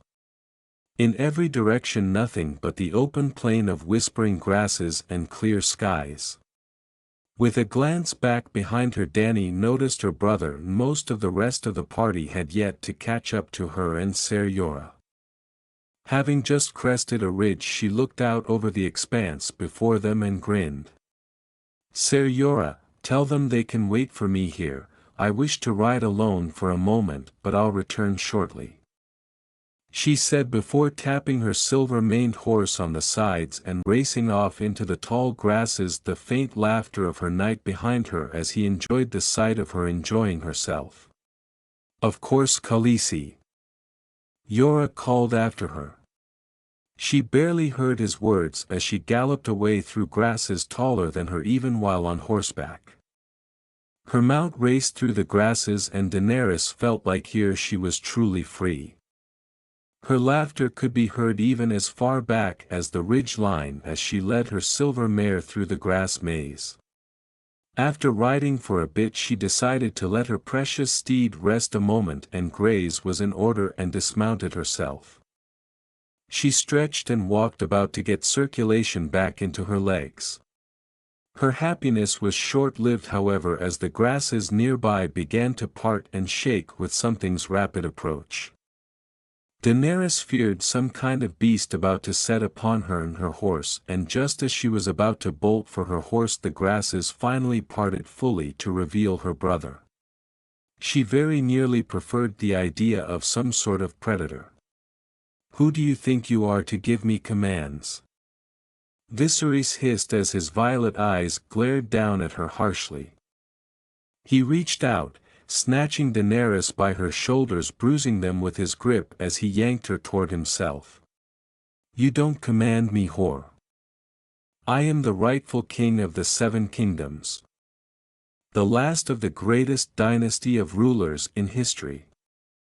The last dragon. He continues to shout shaking her before leaning in close to hiss into her face. Do you truly want to wake the dragon? Is that what you wish for? His grip tightened on her causing her to cringe away from the pain before slapping his hand off her arm and shoving him away. Viserys stood stock still staring at his younger sister with mouth agape. The idea that she would dare to strike him like that seemed impossible to the fool.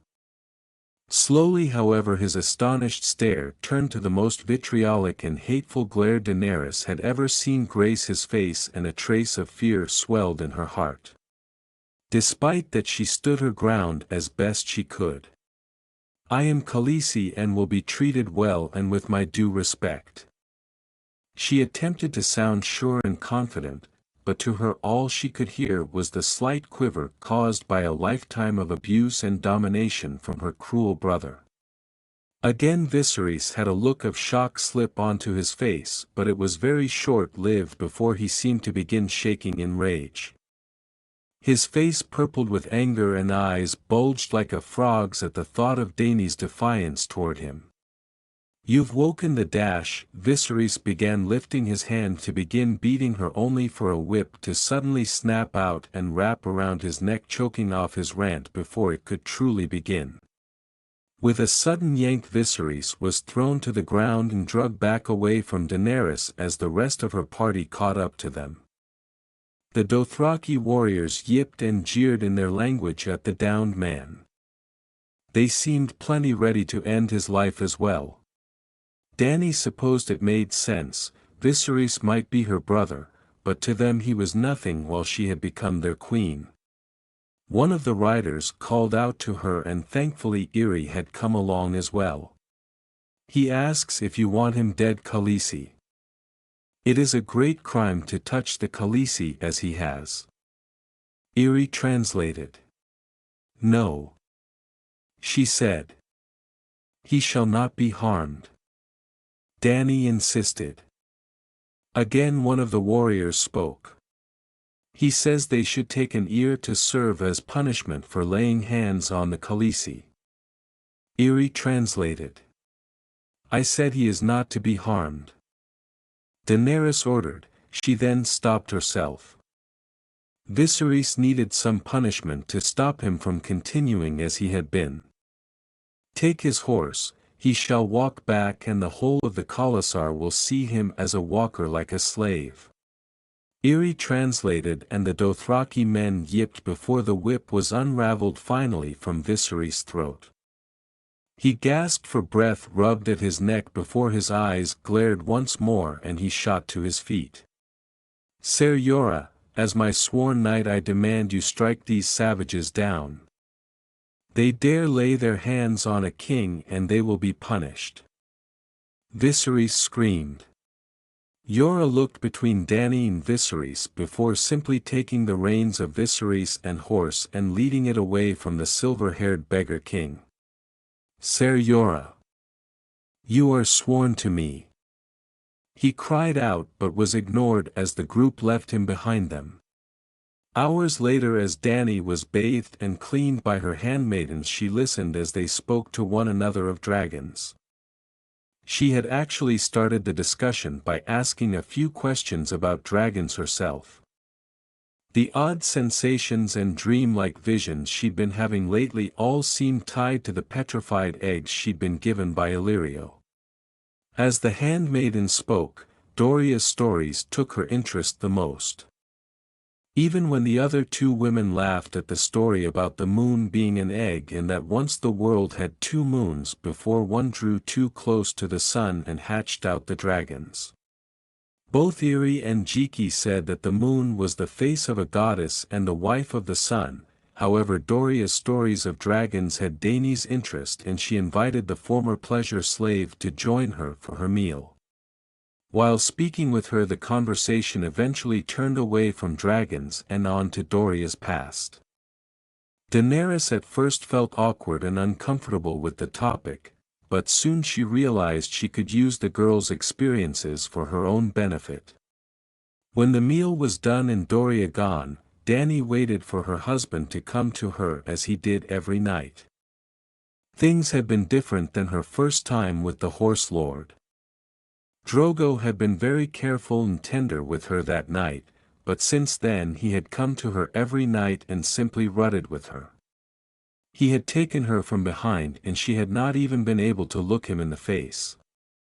Though she often was happy with that, as at times he drove her to tears and she didn't want him to see. Tonight though, things would be different. Tonight she kissed him and led him outside of their tent, confusing him slightly.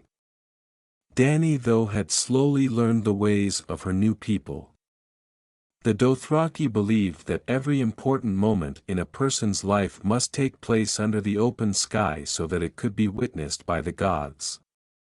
Kissing Drogo once again after leading him to a comfortable place with soft grasses, she slowly coaxed him to the ground before mounting him.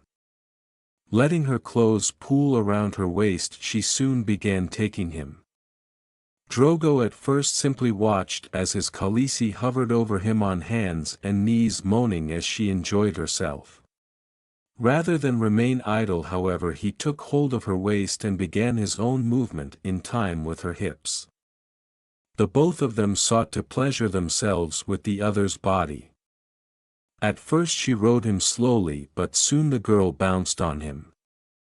A wet popping filling the clearing she had chosen. For Dany, not only was she finding pleasure in her love-making with her husband, but she had finally taken the step to truly accepting her new place as Khaleesi. King's Landing, 298 AC. Naruto blinked his eyes a few times as he awoke. The early morning sun hitting his face just right as it shined through his window and pulled him from his dreams. He preferred the real thing to any dream though, as he looked over at the peaceful face of his lover. He could just pick up the subtle floral scent she liked to wear. An imported perfume from the summer isles that he had bought her as a gift. Sliding forward, he began trailing kisses up and down her shoulder until her own honey-colored eyes opened and a small smile came to her face. Rather than speak, they shared a long passionate kiss before they separated slightly. Tsunade yawned cutely before uttering a quiet morning to her lord before taking his lips with her own once again. Soon the pair began feeling stirrings, no doubt left over from the night before, as Tsunade began kissing along her lover's jaw and onto his neck, before lovingly, making her way down his chest and disappearing under the blankets that hid the rest of their forms. Naruto relaxed as he lay his head against his pillow and let out a soft groan of pleasure as he watched the mound beneath the blankets bob up and down.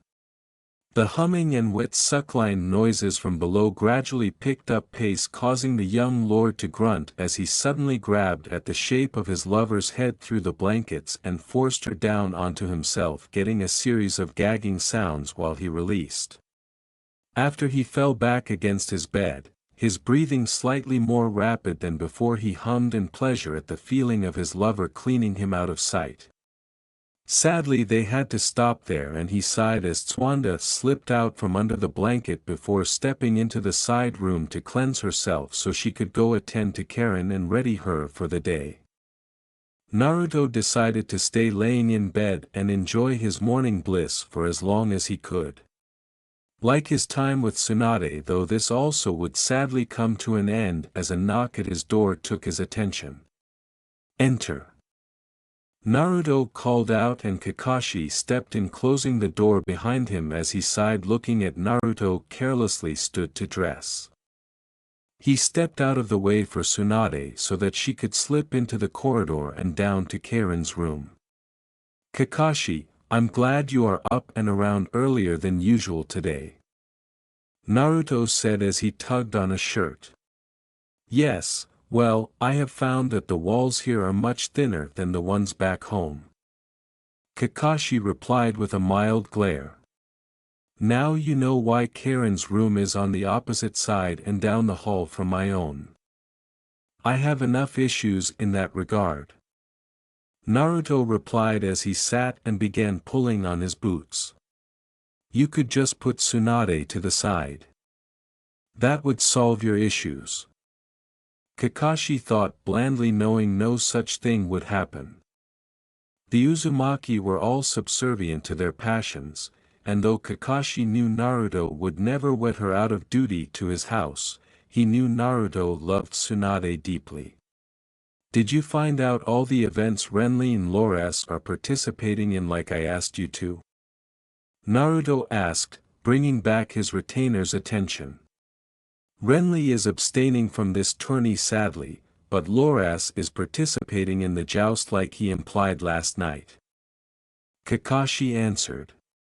"I wonder if I shatter him in the joust if he'll shell out the extra coin for a late entry to the duels or melee," Naruto suggested.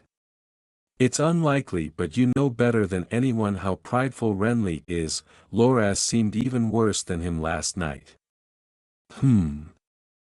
Naruto hummed as he strapped his sword belt on. "You should take caution of wounding their pride too heavily, my lord," Kakashi began. He rarely used such a term with Naruto in private unless he truly needed to make a point. Both of them are petty and more powerful and thereby dangerous than you give them credit for, I fear. Naruto simply waved him off, causing Kakashi to sigh. I need to go by the smith we visited and check in on my orders. The work should be done by the time we reach them unless they found something else wrong that I missed. I also had them working on a small gift for Karen. She's taking this whole business with Tsunade far better than most women in her position would. It is a specialty of your kin to be unpredictable. Kakashi pointed out, getting a chuckle from Naruto as they made their way down to the common room of the inn below to wait for Kurina and Tsunade. They only had to wait for a brief while. Karen preferred simpler gowns and dresses with elegant details to some of the more elaborate fashions many other ladies liked. The party, like the rest of their times venturing out into the city, slowly made their way through the throngs of people in the street. It had only grown more crowded as time drew nearer to the tourney itself. The numbers also brought more stalls and strange goods for offer, though. Foreign products, animals, and plants, along with items less common in King's Landing than other corners of Westeros. Naruto and Karen's favorite had been a small stand set up by a merchant woman from Midport back on Dragon's Rest. She had called for their attention. She had noticed the distinctive red hair of Naruto and Karen and insisted on a thin whalebone and emerald necklace for the lady.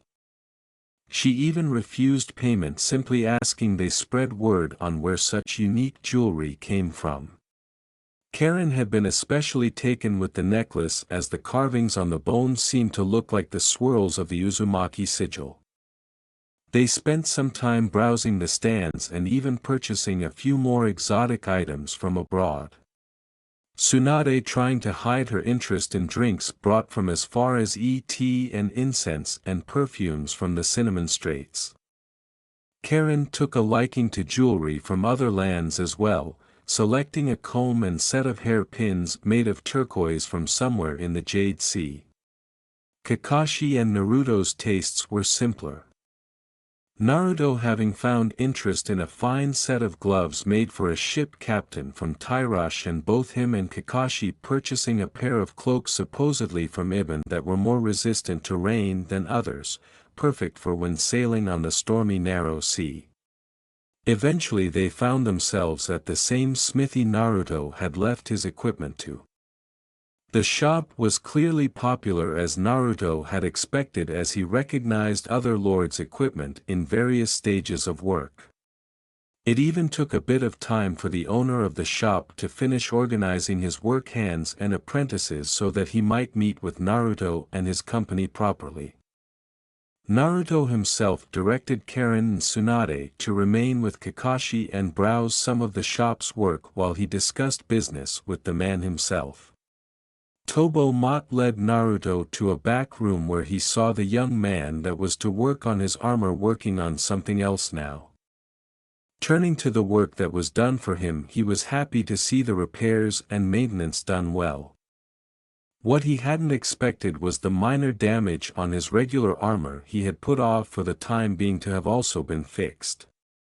Inspecting it closely, Naruto was thrilled by the job done and almost wished to have a full suit made by Tobo and Gendry. Perhaps one day in the future, but for the time being he had other things on his plate and his armor would do fine.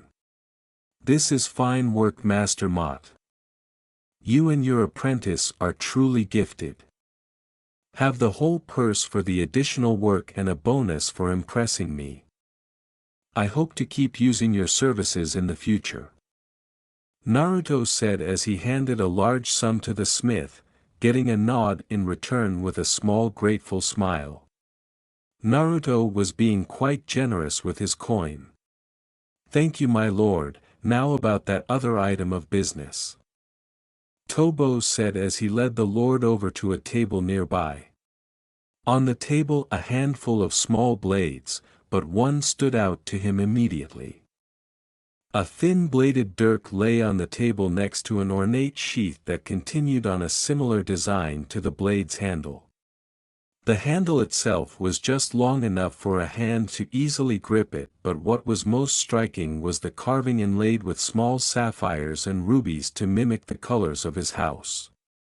"You've outdone yourself once more, Master Mott," Naruto said as he inspected the blade.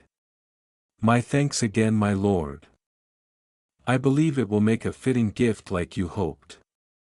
Useful and beautiful, if I might brag so much," Tobo said as Naruto sheathed the blade and slipped it into his small side bag and produced another purse of coins. "You have most definitely secured my business, Master Mott. Should I find the need of your services, I will call on you, and should you need something, don't fear to ask myself or someone from my house. I'd be happy to aid someone as skilled as yourself," Naruto explained as they exited the room and rejoined the others. Leaving the Street of Steel, they continued to browse the shops throughout the higher end of the city. Both women were drawn to a dressmaker to get fitted for new gowns to wear to the tourney and feast afterward. The women left instructions for the finished gowns to be taken to their inn and rejoined the men as they took to seeing other sights that the city had to offer.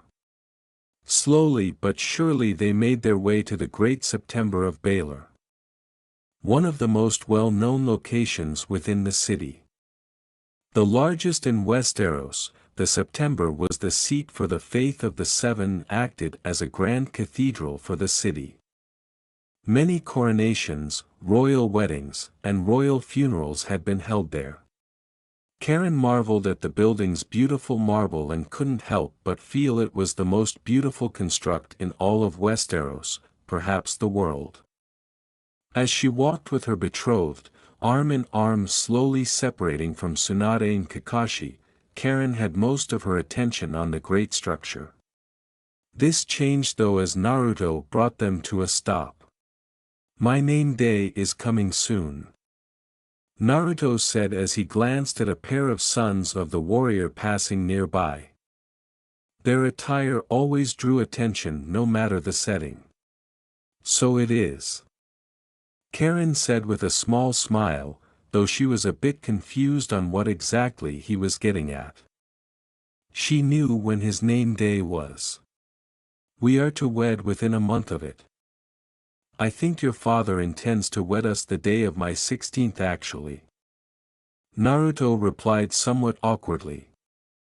He and Karen had always been close, and had known they would wed for some time, but as the date drew nearer it seemed to carry with it an odd pressure. "Of course, he's ill, Naruto, and he fears never seeing it," Karen replied. "I know.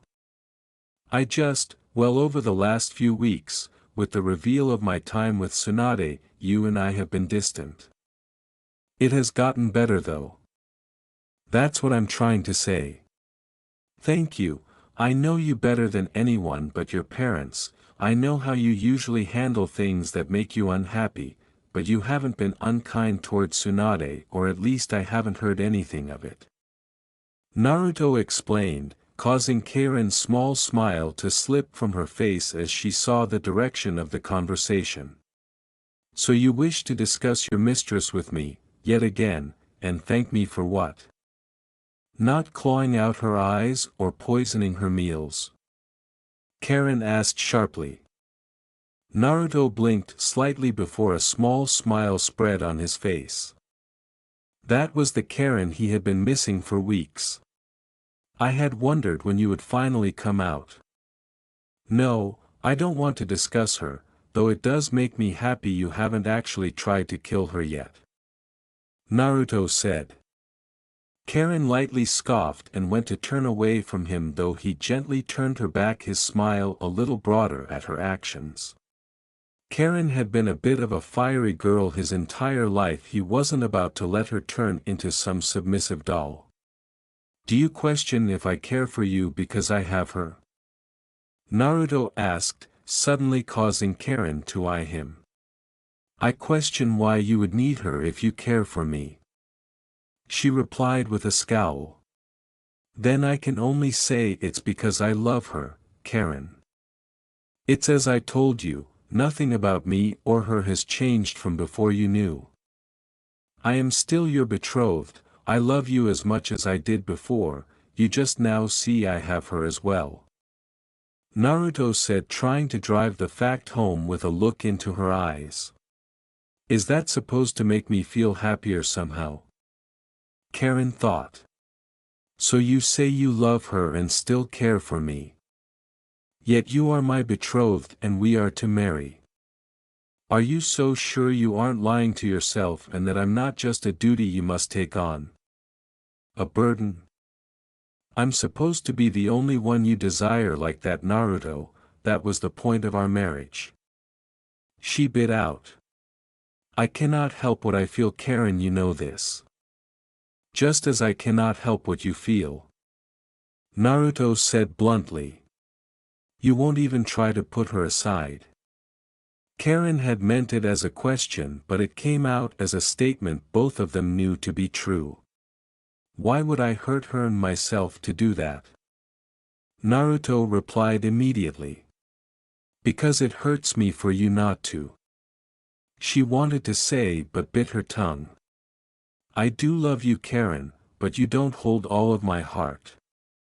Still, we will be wedded before the end of the year and trying for our own family. All I want is to move on from this and pick back up where we were with one another before you came to Dragonstone. Naruto tried to make her see his reasoning. It's not that easy. She replied simply. I know, but we have to start somewhere, sweet cousin. Naruto said softly as he tugged her closer to himself gently. She nearly resisted his touch but slowly allowed herself to be pulled up to him. I told you I do care for you, Karen, more than I think you realize. Here, he said as he produced the dagger. I know you prefer jewelry to a blade, but I wanted you to have something to truly protect yourself with. I thought having the craftsman make it so ornate would strike a sort of middle ground. Karen stared at the blade for a moment before taking it. It was a beautiful thing, and clearly very expensive. It likely cost more than the rest of her jewels did. I'd be heartbroken should you ever be harmed. Naruto said honestly. Karen scoffed again, but the way she carefully handled the dagger showed that she did appreciate the gift. It is beautiful. Though like you said I much prefer actual jewels. Still I'll do as you ask and wear it at all times. She replied softly after examining it. I'm glad. Naruto said with his usual contagious smile. Karen slowly smiled back, a far less bright one than her betrothed, but it was almost impossible to not grin when he smiled directly at you. The pair began making their way back to the others, Karen jolting slightly as Naruto interlaced his hand with her own.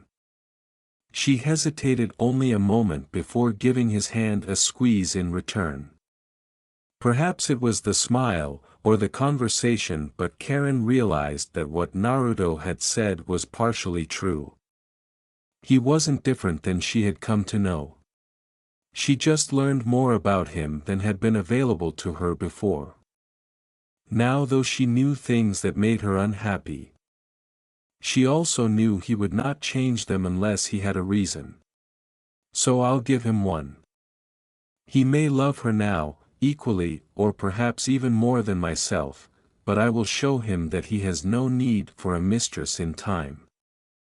The thought reignited the bold attitude and passion that was natural to those of Uzumaki blood. After all, I'm the future lady of our house and your future wife. I'll make sure you'll have no reason for a wandering eye in my own way.